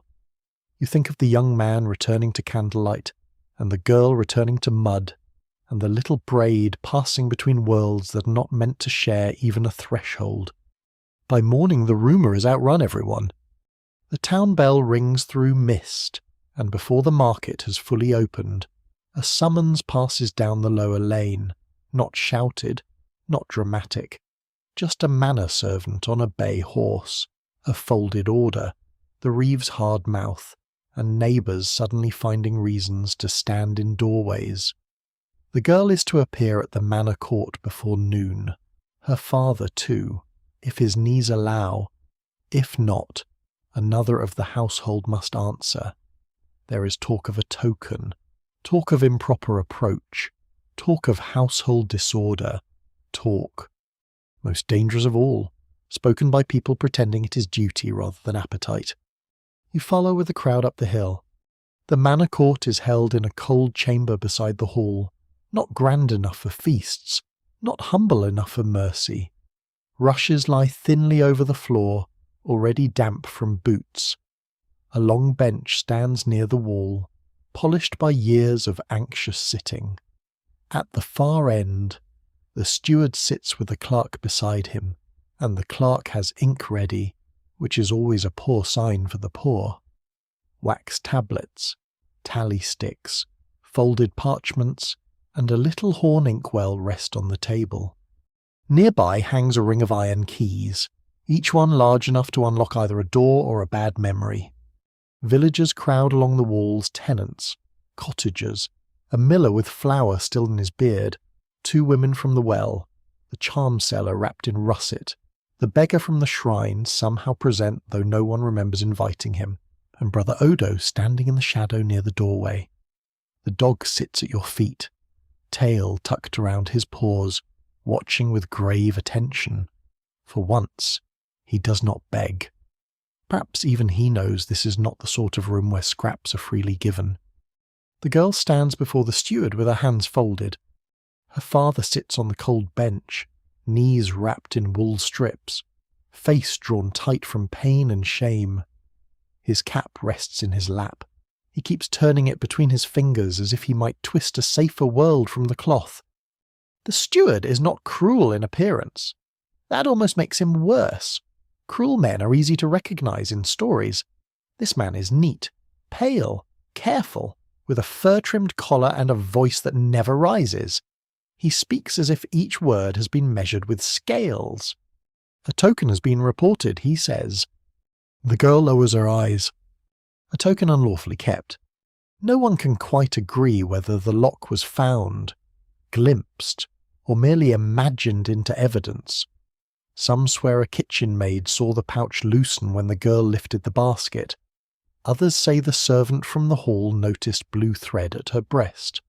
One version insists Brother Odo himself warned the household for the saving of souls. Another says he tried to hush the matter and failed. Even now, it is hard to tell whether rumour begins with an eye, an ear, or a heart, already eager to condemn. The steward gestures, and the servant places a small folded cloth on the table. The girl's face goes very still. You cannot see what lies inside, but the room seems to lean toward it. A lock of hair, perhaps, or a thread, or only enough suggestion for everyone to become certain. Medieval law often likes witnesses, but village judgment is satisfied with less. A glance, a nod, a girl who should have known better, a young man whose name is not spoken because rank can stand behind curtains while others stand in the open. Brother Odo's mouth tightens. The steward asks whether she has carried any charm, relic, binding knot, or bodily token belonging to a member of the household. The words fall carefully. Charm, relic, binding, bodily. Each one darkens the air. The girl answers, I carried what was given. A murmur passes through the room. Her father closes his eyes. The steward's fingers tap the table once. Given by whom? The girl does not answer. There is courage in silence, but silence is expensive, and the poor rarely have coin enough for it. A woman near the wall whispers that hair can be used to draw a man's will. Another mutters that girls have knotted threads since Eve first looked sideways at Adam. Someone else says cut hair should be burned, not kept, lest the crows take it for nest luck and carry your thoughts into trees. Some swear that if an enemy gains your hair, he may bury it with salt and make your sleep restless. Others keep children's curls in linen against fever, and see no evil in it at all. Those who tell the tale never fully agree why one lock is love, another prayer, another witchcraft, except that judgment often depends on who is holding it. The steward calls for order. The young man is not present. That absence fills the room more completely than his body could.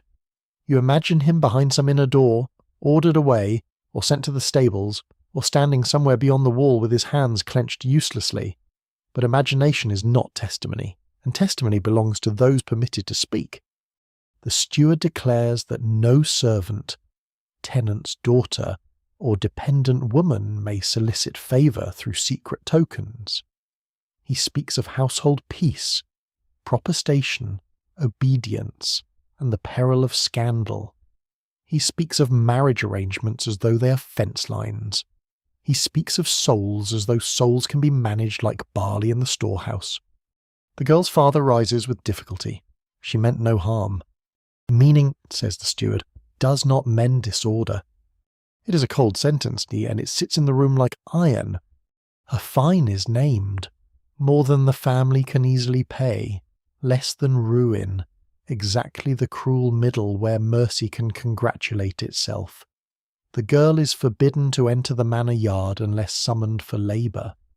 Her household service is to be watched, her movements noted. Any further token, message, or meeting will be brought before both manor and priest. The folded cloth remains on the table. The girl looks at it once, only once.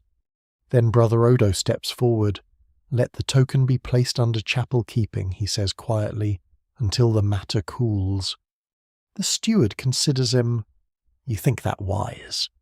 I think fire makes martyrs of small things, Brother Odo says. For the first time, the steward looks annoyed. But he nods.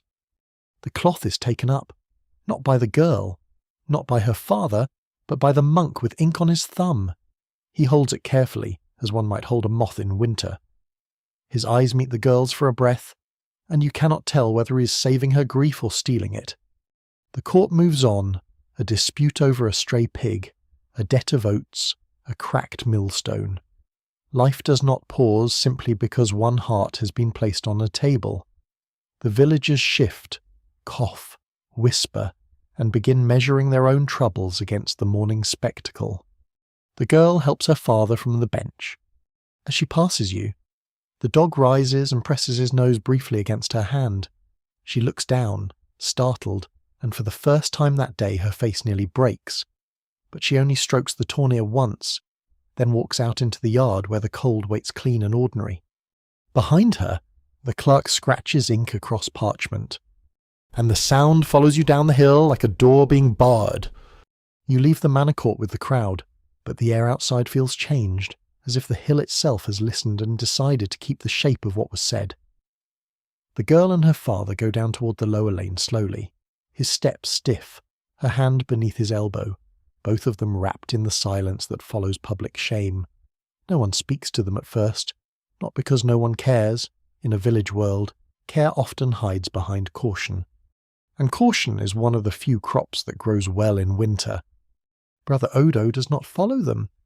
He carries the folded cloth away beneath his sleeve, toward the chapel path, where the small bell above the manor altar hangs under a roof of dark shingles. You watch him disappear between the bakehouse and the stable wall, the blue-threaded token, if the token truly lies in that cloth, is no longer warm against the girl's heart. It has passed into keeping, into stone, into ink, into the careful hands of a man who knows too much about what people lose. By afternoon, you find yourself on the pilgrim road north of town. You do not plan it exactly. The town feels too full of eyes, The alehouse is warm, yes, and the market still shouts over onions, fish, wool, and tolls. But the girl's lowered face seems to hang in every doorway. So you take the road where the ruts run between hedges, and the torn-eared dog comes with you, naturally, having no interest in courts unless bones are being judged. The road is muddy now. Frost has softened under a weak sun, and the wheels of carts have churned the surface into thick brown ropes. Every few steps your boot sinks with a sound like the earth reluctantly eating. The hedges on either side are bare except for blackthorn and a few shriveled hips. Crows lift from the fields and settle again farther on, offended that travellers keep disturbing their important crow business. Ahead, you meet pilgrims moving in 2s and 3s, their cloaks patched, their staffs polished by hand and road, their hats sewn with little pewter badges. One badge shows a scallop shell, another a tiny crowned head, another a hand with 2 fingers raised in blessing. Pilgrim badges are souvenirs, proofs, prayers, and, if sold properly, excellent business. Some swear wearing one against the body keeps illness away. Others say the badge works best if it has touched a shrine, a saint's tomb, or at least a very convincing vendor. No one can quite agree whether holiness travels through metal, memory, or the money paid for it. But the badges glint anyway in the thin light. A broken cart stands at the roadside near a bend where the mud deepens. One wheel has slipped from its axle, and the cart leans like a tired beast. Its load-wool sacks under a tarred cover has shifted dangerously, and 2 men are arguing beside it with the exhausted intimacy of people who have known each other too long. A woman in a teal hood kneels with a wooden box of tools, sorting pegs, wedges, and iron nails. A mule stands nearby, utterly still, wearing the expression of an animal who saw this coming and was not consulted. You stop to help, because the road has a way of making temporary neighbours. You hold the cart steady while the woman hammers a wedge with the back of an axe. The dog supervises from a safe patch of grass. One pilgrim, old and bent but cheerful, offers advice no one requests. Another produces a strip of leather from his pouch, saying it has mended shoes, bridles, belts, and one marriage, though he admits the marriage failed again after harvest. The woman in the teal hood notices the dog nosing near your heel. He follows you close, for reasons known only to him. Then he is like sorrow, she says, or geese. The old pilgrim laughs until he coughs. When the wheel is braced enough to limp toward the next village, everyone gathers beside a small roadside fire kindled in the shelter of a fallen tree. Someone shares coarse bread. Someone else has a little smoked fish wrapped in cloth, salty and stiff, passed from hand to hand with a knife so dull it seems more symbolic than useful. A pilgrim woman offers dried apples from a pouch. The dog receives a crust and accepts it as tribute. The road quiets around you. Smoke drifts low. The mud shines. Far off, monastery bells sound across the damp fields, and for a moment you cannot tell whether they come from the abbey you left behind or another house of prayer hidden beyond the next ridge. Medieval bells mark time, yes, but they also mark distance, hunger, waking, sleeping, death, feast days, storms, and the stubborn hope that heaven keeps a better schedule than earth. The old pilgrim turns a little pewter badge between his fingers. "You came from the manor town," he says. You nod. Then you heard of the hair token. Of course you did. The tail has already packed a bag and taken to the road. The woman in teal crosses herself, poor thing. Which one asked the leather-strapped pilgrim? All of them, she says. The old pilgrim leans toward the fire, warming his hands. His nails are rimmed with road dirt, his cloak furred with burrs. My wife kept a lock of my hair when I went to St. Cuthbert's shrine, he says. Tied it in linen with lavender. Said if I died on the road, she would still have enough of me to scold. Did you die? Asks the leather-strapped pilgrim. Not yet, though she prepared several speeches. This draws a soft round of laughter, the kind that warms without waking anything too sharply. Then the old man's face gentles. When she passed, our daughter found the bundle in her chest, my hair still tied neat as a vow, grey by then, though it had been brown when cut. He rubs his thumb over the badge. Some swear hair keeps memory warmer than wool. I do not know. Wool kept her hands warm. The hair kept me foolish. No one answers for a while. The fire snaps softly. A cart creaks past, its driver humming under his breath. Along the hedge, someone has tied strips of cloth to a thorn branch, little weather-faded prayers for healing, safe births, lost cattle, wandering sons. A few contain knots of hair, or so the pilgrims say. Hair tied to trees near holy wells may carry sickness away as the cloth rots. Hair burned in a hearth may free the grieving. Hair sealed in wax may hold a promise fast. Some clerks condemn such things as superstition. Some priests tolerate them if the prayers are proper. Some grandmothers ignore everyone and do what has always been done. Those who tell the tale never fully agree what becomes of the lovers after the court. In one telling, the young man is sent away before Candlemas to serve a cousin near the coast. In another, he is locked within the manor for 3 days, which sounds dramatic until you remember that rich confinement may still include wine. The girl is kept to her lane, watched by neighbours who pity her and report her in equal measure. The braided locks, meanwhile, remain under chapel keeping, laid near a reliquary no one entirely trusts, because a chapel that owns 3 teeth of St. Apollonia may also own, somehow, a generous understanding of anatomy. You sit with the pilgrims until the light begins to fail. Then the broken cart groans onward. The pilgrims gather their staffs, and the road stretches again into evening mud. You walk with them for a while, past a low stone cross, past puddles holding the last pale sky, past fields where smoke rises from cottages like thin prayers, the dog pads quietly beside you. And though the lock of hair is no longer seen, it seems to travel with everyone now inside gossip, inside pity, inside the old pilgrim story, inside the strange human need to keep one soft thing when the world takes the rest. Evening brings you back toward the manor hill not by bravery, which is an unreliable lantern, but by the ordinary pull of roads, hunger and rumour. The pilgrims part from you near the low stone cross, their badges glinting faintly as they continue toward the next village, and the broken cart limps after them with one wheel complaining like a monk asked to dance. The torn-eared dog hesitates, looks from the pilgrims to you, then chooses you again. Perhaps because you're slower and therefore easier to manage. Above the fields, the manor glows. It is feast night there, though not a grand holy feast, not Christmas or Easter, only one of those household gatherings that noble families use to remind tenants, cousins, stewards, priests, and themselves that order still sits at the high table. Extra smoke rises from the kitchen roofs. Torches burn near the gate. Servants hurry in and out carrying baskets, pitchers, folded cloths, and the grave expressions of people who know that hot food becomes blame very quickly when delayed. You enter by the outer yard with a group of townsfolk delivering late goods, 2 hens in a wicker cage, a sack of onions, a bundle of fresh rushes, and a small barrel of ale that has been rolled over enough mud to acquire its own history.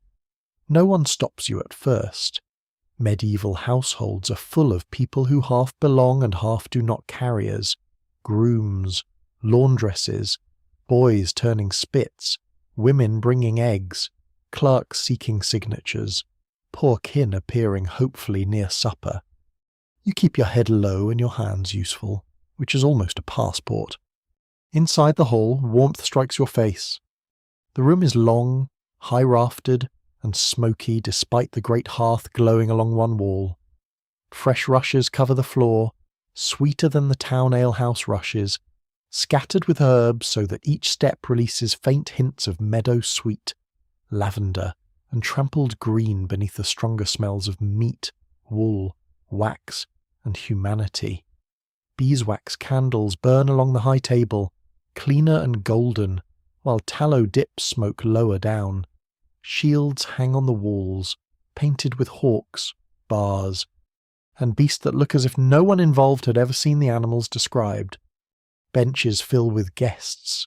Some wear fur-lined cloaks tossed carelessly behind them. Others, lesser folk, keep their outer garments close, unwilling to trust either draughts or neighbours.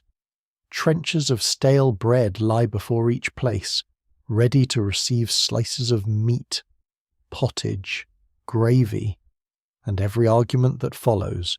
Servants carry in platters of roasted fowl, salted pork, eel pies, boiled greens, and bread cut thick. A boy with sleeves too long for his arms follows with a bowl of mustard sauce, walking so carefully that the sauce seems to command him. Music threads through the hall, a small harp, a pipe, a drum soft as a heartbeat under the talk. It should be merry. It almost is. Laughter rises. Cups lift.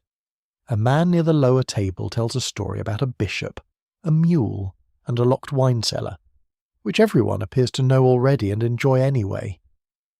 Medieval entertainment often survives on repetition, possibly because no one has invented better options that do not require literacy or dry weather. But at the upper table, the young man sits still. He's placed not beside the Lord, but near enough to be seen, far enough to remember his place among his own people. His dark tunic is belted neatly, his hair is combed, his face is composed with the painful skill of someone being watched by family. A pewter cup rests near his right hand, untouched. Candlelight warms one side of his cheek while the other remains shadowed. You stand near the wall with a bundle of rushes in your arms, pretending to wait for instructions. The dog has wisely remained outside near the kitchen door, where morality is less strict and scraps more likely.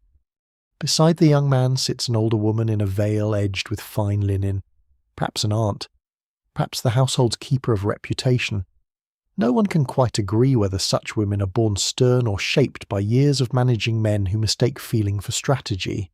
She speaks to him once, he nods. She speaks again. He lifts his cup, drinks, and sets it down without looking toward the hall door. But his hand goes to his chest. Only once.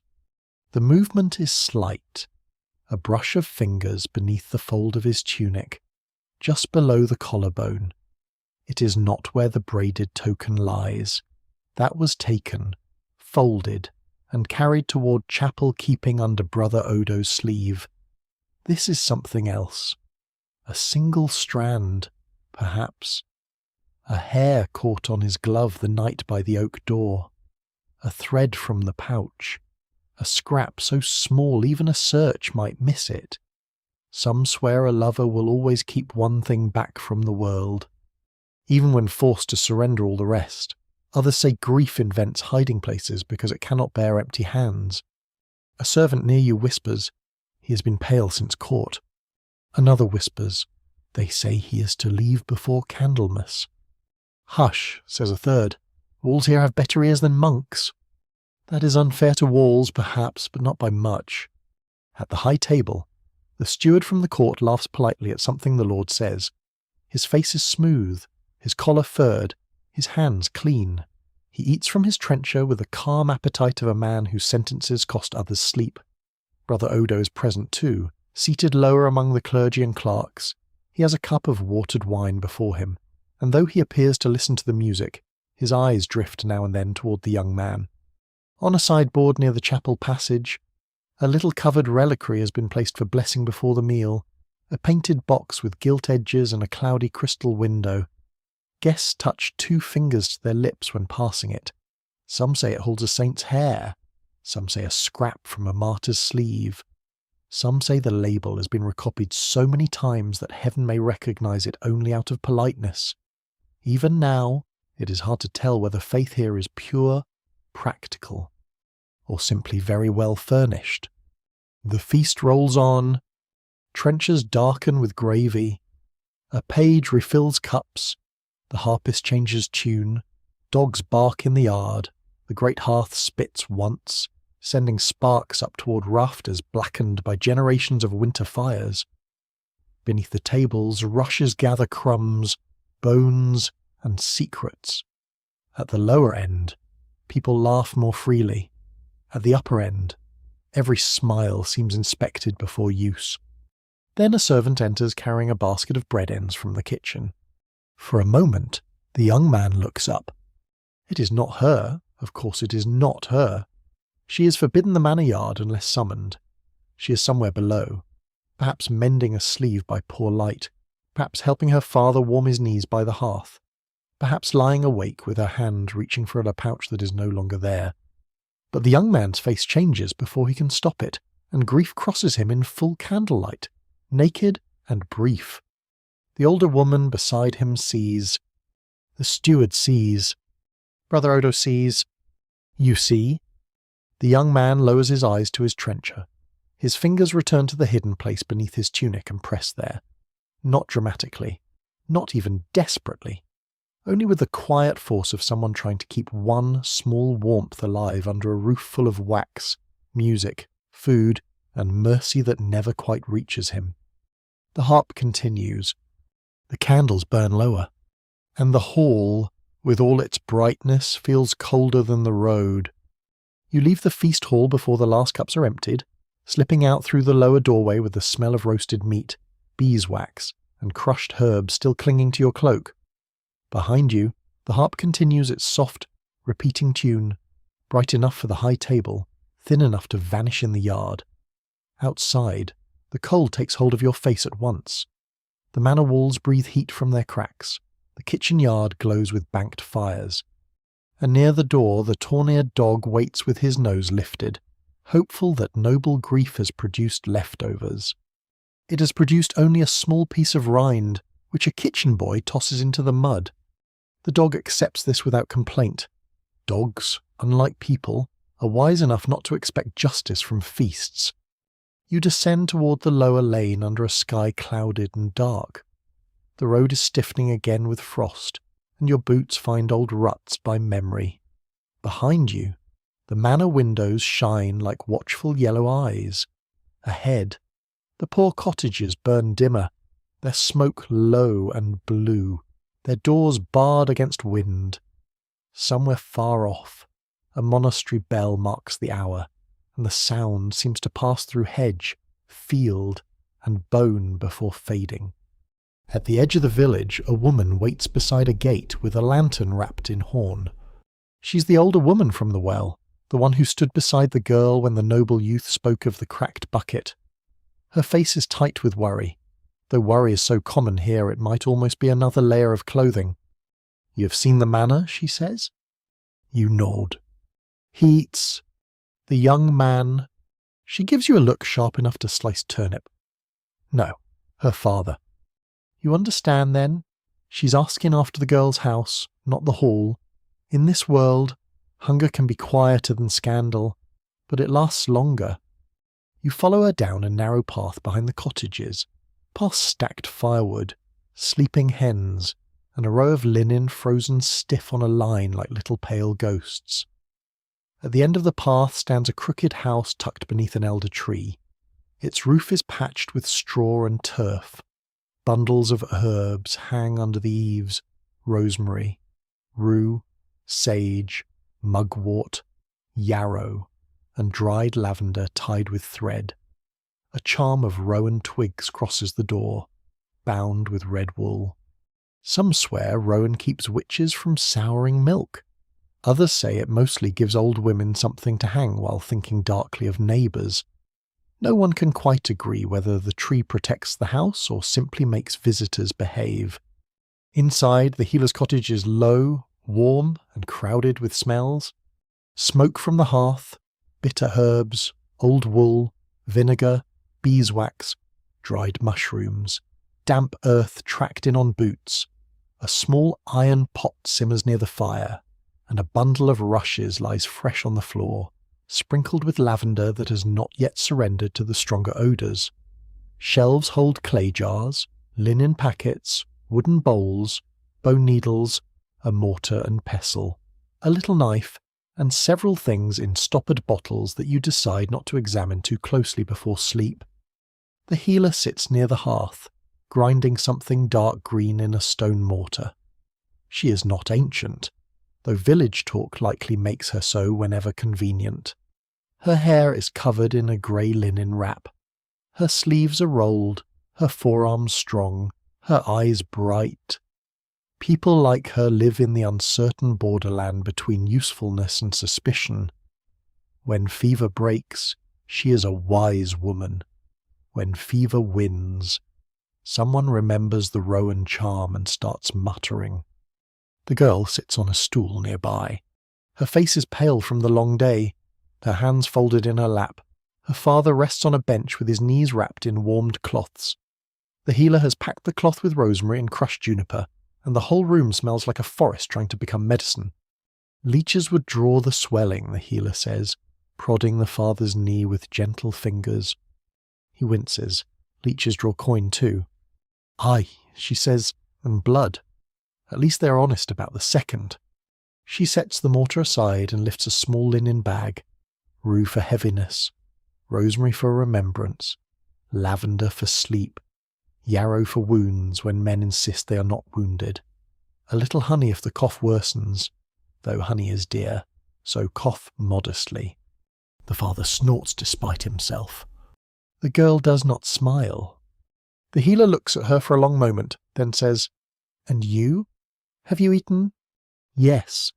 The older woman from the well makes a sound that says this is not true in at least 3 dialects. The healer takes a trencher from near the hearth, spreads it with pottage thickened by peas, and places it in the girl's hands. Eat. Grief loves an empty belly, gives it room to echo. The girl obeys slowly. You sit near the door with the dog curled beside you, his torn ear twitching in the warmth. On the wall above the hearth hangs a little plait made of thread, wool and hair, not hidden, not displayed either, simply there, like a spoon or a hook. You notice it, and the healer notices you noticing. My sister's, she says, cut before she went into service across the river.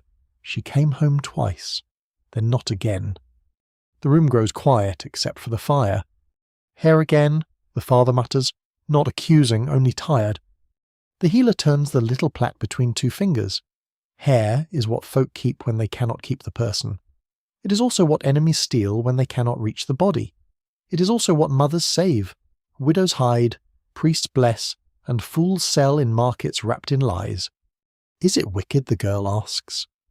The healer's face softens, though her voice remains plain. A knife cuts bread or throat. Fire warms or burns. Hair binds what the heart tells it to bind, or so people say. Love, sickness, memory, fate. Maybe none of it. Maybe all. Even now, it is hard to tell whether such things have power, or whether the power is in the hand that trembles while holding them. She reaches to a shelf and takes down a small packet tied with black thread. A woman once brought me her husband's hair after he died in Lent, wanted it sewn into her pillow so she might dream of him. Another brought a child's curl to charm away fever. Another asked me to burn her lover's hair with rue because he married a miller's niece, and she hoped his ale would taste of ashes. Did you, the older woman asks. I burned rue, the healer says, kept the hair from the fire. Men make enough bad ale without my help. That earns a small laugh, even from the father. The girl looks down at the trencher. They took it. The braided lock. Her voice is almost nothing. Yes. The healer nods, unsurprised. Then they fear it. Because it is sinful. Because it is proof that a poor girl was loved where she was not supposed to be loved. The healer leans closer to the fire and turns one of the father's herb-wrapped cloths. Sin is what they will call it if they need the word. Disorder if they need a colder one. Witchery if they need the room frightened. But the thing itself is only hair. Only hair. The phrase settles gently, yet it does not make the loss smaller. A thing can be only hair and still hold the weight of a whole winter. The healer gives the girl a small sprig of rosemary. For memory, she says. Not magic. Not enough to make trouble. Put it in your sleeve. The girl takes it and tucks it carefully beneath the cuff, where her fingers can touch it without anyone seeing. Outside, the distant bell sounds once more. The half-burned candle on the healer's shelf bends in a draught, then steadies. For a little while, no one speaks. The cottage holds all of you in its low warmth. The father with his aching knees, the older woman with her lantern, the dog asleep by the rushes, the healer grinding herbs, the girl with rosemary hidden at her wrist, and you. Listening as love becomes smaller, quieter, and somehow harder to take away.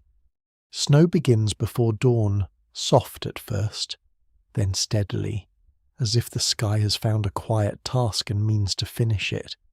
You wake in the healer's cottage to the sound of flakes brushing the shutters, the low murmur of the fire, and the torn-eared dog dreaming beside the rushes with one paw twitching toward some private kingdom of bones.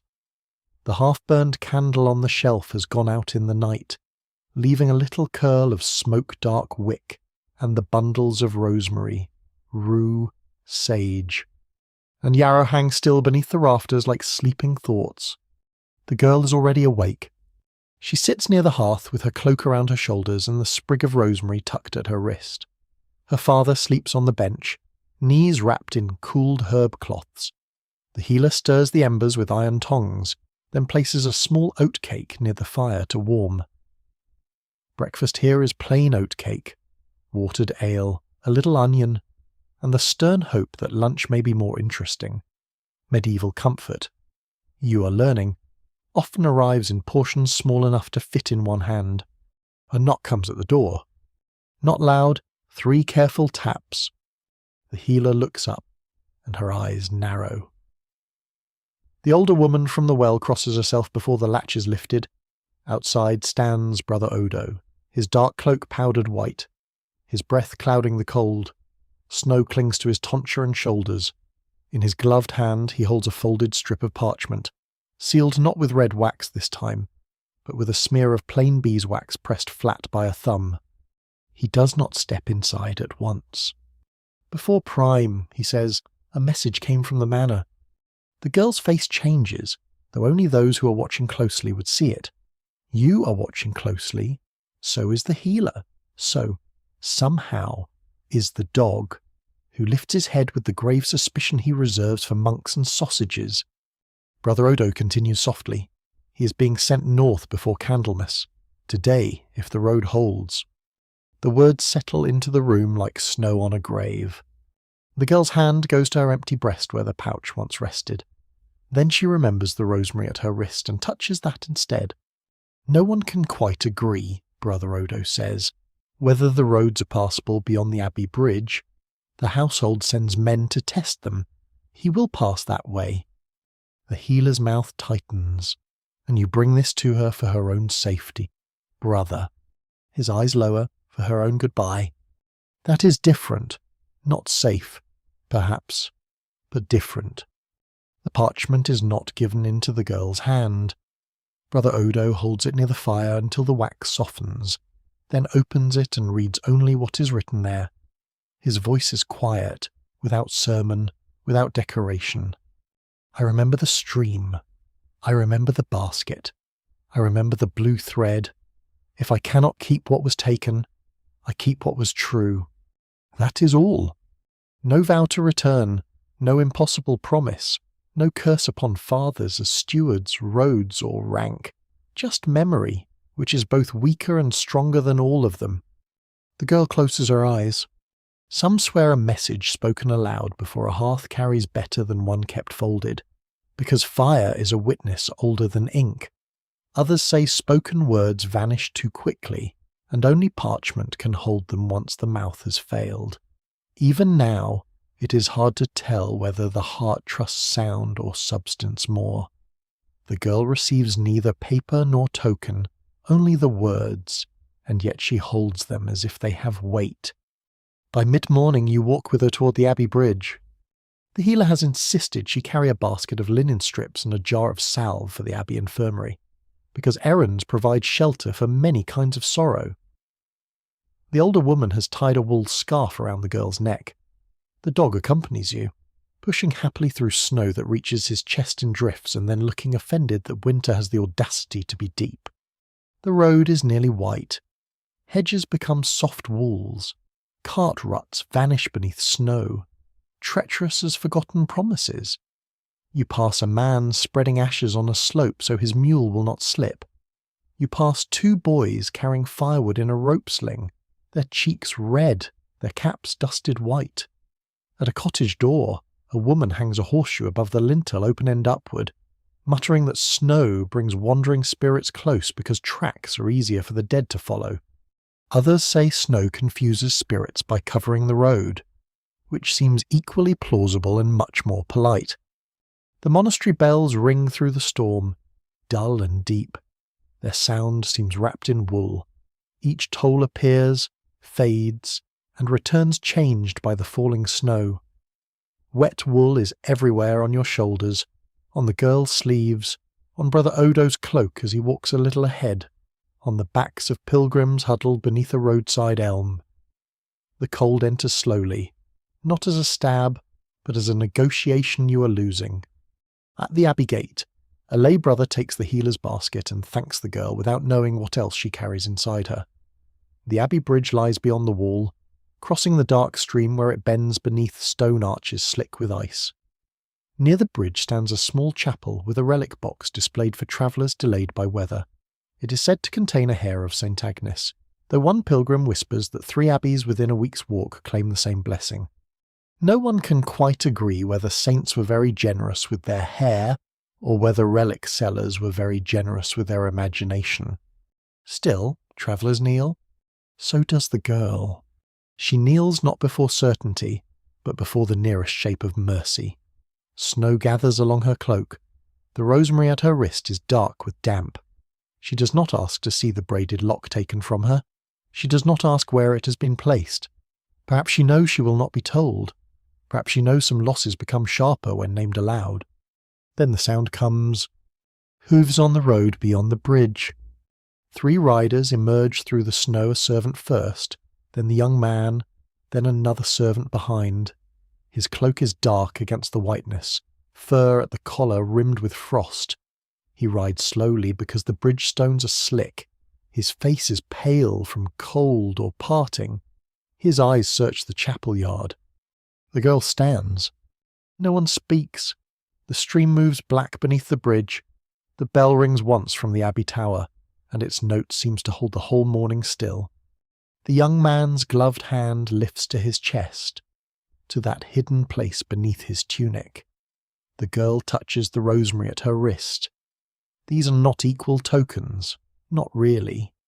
One perhaps holds a stray thread, the other only an herb for memory. But in that moment, across snow and law and servants and bells, they answer one another. Brother Odo steps between them only slightly, not blocking, not blessing, simply bearing witness. The young man passes. As his horse reaches the far side of the bridge, he turns his head once. The girl's lips move. You hear nothing but the bell, the stream, and snow settling on wool. Yet you know the word because you heard it at the rain-soaked shrine. Remember! Then the riders fade into white road and bare trees, and the bridge lies empty again. The girl remains standing until even the hoofbeats are gone. The untrusted relic gleams dimly in its little box. The bell rope creaks in the tower.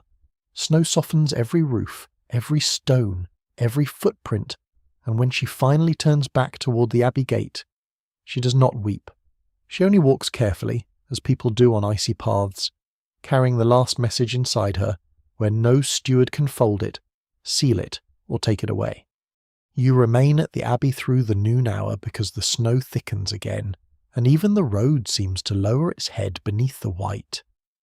The riders have vanished northward, the bridge has lost their hoof marks, and the girl sits in the guest corner of the chapel with her cloak wrapped tight around her knees. She does not look toward the road now. Looking cannot bring a horse back through snow. It only makes the eyes ache. The abbey chapel is small compared with the great churches sung of by pilgrims, but in winter it feels deep as a cave. Stone walls hold the cold faithfully. Candles tremble before painted saints with long hands and solemn faces. Rushes lie thin near the doorway, damp from boots. A beeswax taper burns near the little reliquary, giving off that clean, honeyed scent that almost persuades the air to be gentle. Brothers pass in silence, carrying folded altar cloths, a brass basin, a basket of kindling, and one loaf wrapped in linen for the infirmary. Even holiness, you notice, has chores. Brother Odo kneels near the side altar, not praying exactly, but waiting. His cloak is drying in dark patches. Snowmelt beads along the hem. The girl's rosemary sprig lies limp at her wrist, its leaves bruised by cold and touching. The dog, forbidden inside the chapel and deeply offended by theology, waits just beyond the door beneath the porch, where he sighs at intervals like a disappointed abbot. After sext, when the bell's note fades into the rafters, Brother Odo rises. "Come," he says. The girl looks up. He does not explain in front of the lay brother trimming a candle, nor in front of the widow pilgrim whispering prayers before the relic box. He leads you both through a narrow passage behind the chapel, down 3 worn steps, and into a smaller chamber where vestments are kept in an oak press. The room smells of wax, linen, dust, and stone that has not seen summer in 100 years. A tiny window, no wider than a hand, lets in a pale blade of snowlight. On the floor near the wall lies a flagstone different from the rest. Not obviously. Nothing in a monastery likes to be obvious unless it is a bell, but the stone sits slightly proud along one edge, and the mortar around it has been disturbed. Brother Odo takes an iron key from his sleeve, not for a lock, but as a tool. Sliding its end beneath the lip of the stone, you help him lift it. The slab grinds softly, a sound like an old throat clearing before a confession. Beneath is a hollow. Inside rests a small chest of dark wood bound with iron straps, no larger than a bread box. Its lock is rusted, its lid marked with a cross burned shallow into the grain. A sprig of withered rue lies across it, blackened with age. Some swear rue keeps secrets from envy, especially if dried in a chapel shadow. Others say monks place herbs in hidden spaces because mice are more persuasive than demons. No one can quite agree whether the rue is blessing, warning, or simply old housekeeping. Brother Odo lifts the chest out with care. The girl does not speak. Her hands close around the damp rosemary at her wrist until the leaves crumble. The lock breaks after one turn of the key. Perhaps it was never meant to resist long. Perhaps it has waited so faithfully that opening feels like release rather than theft. Inside lie folded parchments, a strip of faded blue ribbon, a small pilgrim badge darkened almost black, and 2 locks of hair wrapped separately in linen, one brown, one dark, both dulled by time, both tied with blue thread. The girl makes a sound so small it is nearly only breath. Brother Odo bows his head. "I did not place these here today." "You look at him." He touches the first parchment, "nor yesterday."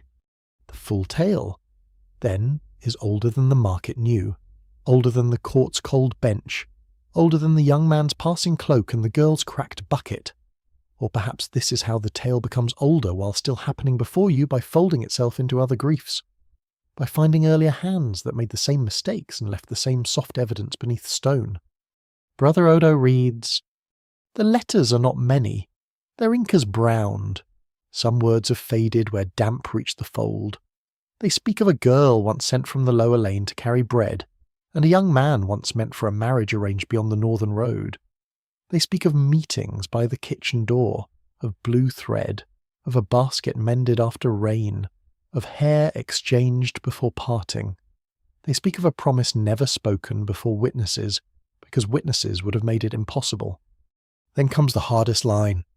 He never returned, not because he forgot, but because his family kept him north through a marriage contract that sealed fields, debts, and names more tightly than love could ever seal a pouch.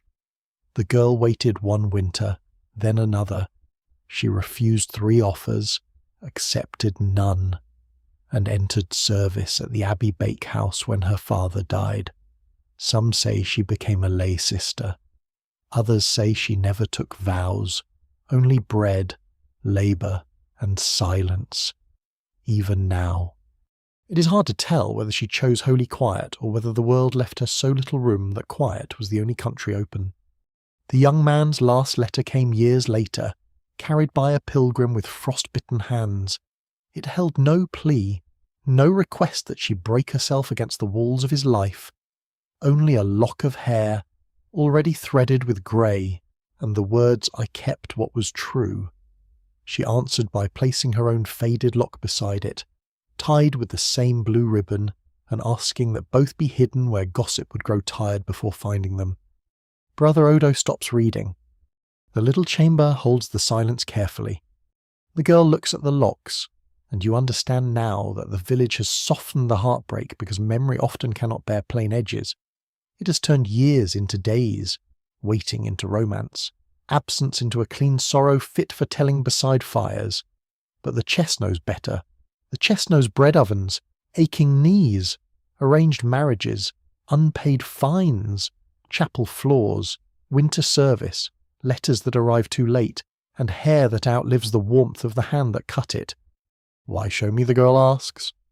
Brother Odo's face is pale in the narrow light, because they will say your story is new, foolish, wicked, singular. It is not, because they will take your token and think they have taken the truth. They have not, and because I could not save them either. Outside, the dog barks once beneath the porch, as if reminding the holy house that weather continues. Brother Odo wraps the 2 old locks again and places them back in the chest, but he gives the girl the faded blue ribbon, not the hair, not the letters, only a threadbare strip, thin as a breath. For memory, he says, no charm, no proof, nothing a steward need fear. The girl holds it gently. Above, the chapel bell begins to ring for none. Its sound travels down through stone, through the open hollow, through the little chest, through your tired body. Brother Odo lowers the chest back beneath the flagstone. Together you set the slab in place, and the secret vanishes again, though not completely. Secrets once seen do not return to darkness unchanged. The girl tucks the faded ribbon into her sleeve beside the crushed rosemary. Then she turns toward the passage, toward snow, toward the road home, carrying no lock of hair at all, and somehow carrying the whole sorrow of it more clearly than before. You step out from the Abbey passage into the late afternoon, and the snow has softened the world until every hard edge seems forgiven for a little while. The bridge, the chapel roof, the road, the hedges, even the muddy yard where pilgrims have crossed and recrossed, all lie under white. The sky is low and pearl-coloured. The Abbey bell still hums in the air, though its sound has already passed into memory. And you walk beside the girl as she leaves the gate with the faded blue ribbon tucked in her sleeve beside the crushed rosemary. Brother Odo remains behind beneath the porch. For once, he does not look like a suspicious monk. He looks only like a tired man in a wet cloak, with ink on his thumb and too many stories stored where sleep should be. The dog trots back from the porch to join you.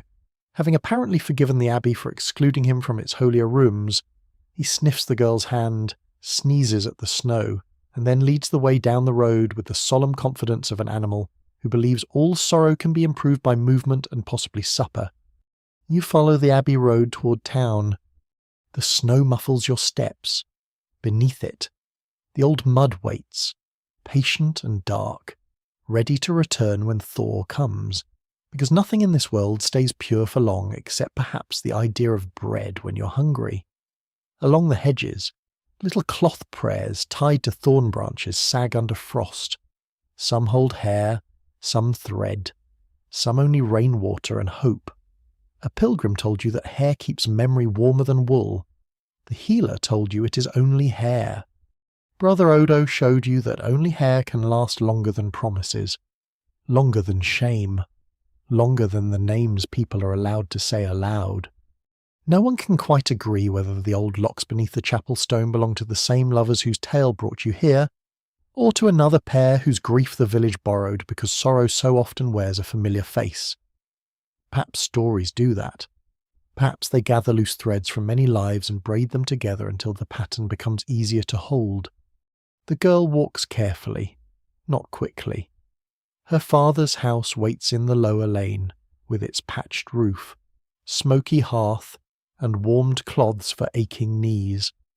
The manor hill waits too, dark beyond the whitening fields, its hall candles burning, its storehouses locked, its families arranging futures like sacks of grain. Somewhere north, the young man rides into a road that may close behind him. The court's fine remains. The steward's words remain. The taken lock remains hidden in chapel keeping, or perhaps already folded into some other official silence. But the girl has the ribbon, nothing more, nothing anyone important would trouble to seize. A faded strip of blue, worn thin by hands long gone. Yet when her fingers touch it through her sleeve, her face eases by the smallest measure, as if she has found not comfort, exactly, but company. By dusk you reach the town gate. The watchman stands where he stood when you first came under the arch, his lantern lifted, his cloak pulled close against the cold. Snow clings to his hood. He looks at you, at the girl, at the dog, and decides not to ask questions. This may be the kindest thing he has done all day. Inside the walls, evening gathers in familiar smells, pottage, damp rushes, wool drying by hearths, smoke trapped beneath low roofs, onions softening in fat, ale souring honestly in barrels. The market stalls are shuttered. A few candles burn behind horn windows. At the little shrine under its wooden canopy, the blue thread tied to the iron grill is crusted with snow. The painted saint watches through candle smoke with the patient expression of someone who's heard every possible version of longing and no longer interrupts. The girl pauses there. She does not kneel this time. She only touches the grill with two cold fingers, then turns toward the lower lane, where her father waits, where the healer may come with more herbs, where neighbours will whisper, and then grow tired, and then whisper again when spring gives them energy. You watch her go until smoke and snowfall take her from sight. The dog remains beside you. Of course he does. You return to the alehouse near the square, duck beneath the beam that still believes humility should be enforced by architecture, and find the same hearth glowing low. The alewife gives you a bowl of pottage and a heel of coarse bread. Fresh rushes have been spread, though a few old ones linger beneath, because even floors keep memories in layers. The carter is there, the fishmonger is there, the charm seller sits near the wall with her ribbons wrapped away. For a while, no one speaks of the girl. Then the old pilgrim from the road, somehow returned before you, lifts his cup and says, "Some things are kept because they are precious." The alewife leans on the table, and some because no one knows how to put them down.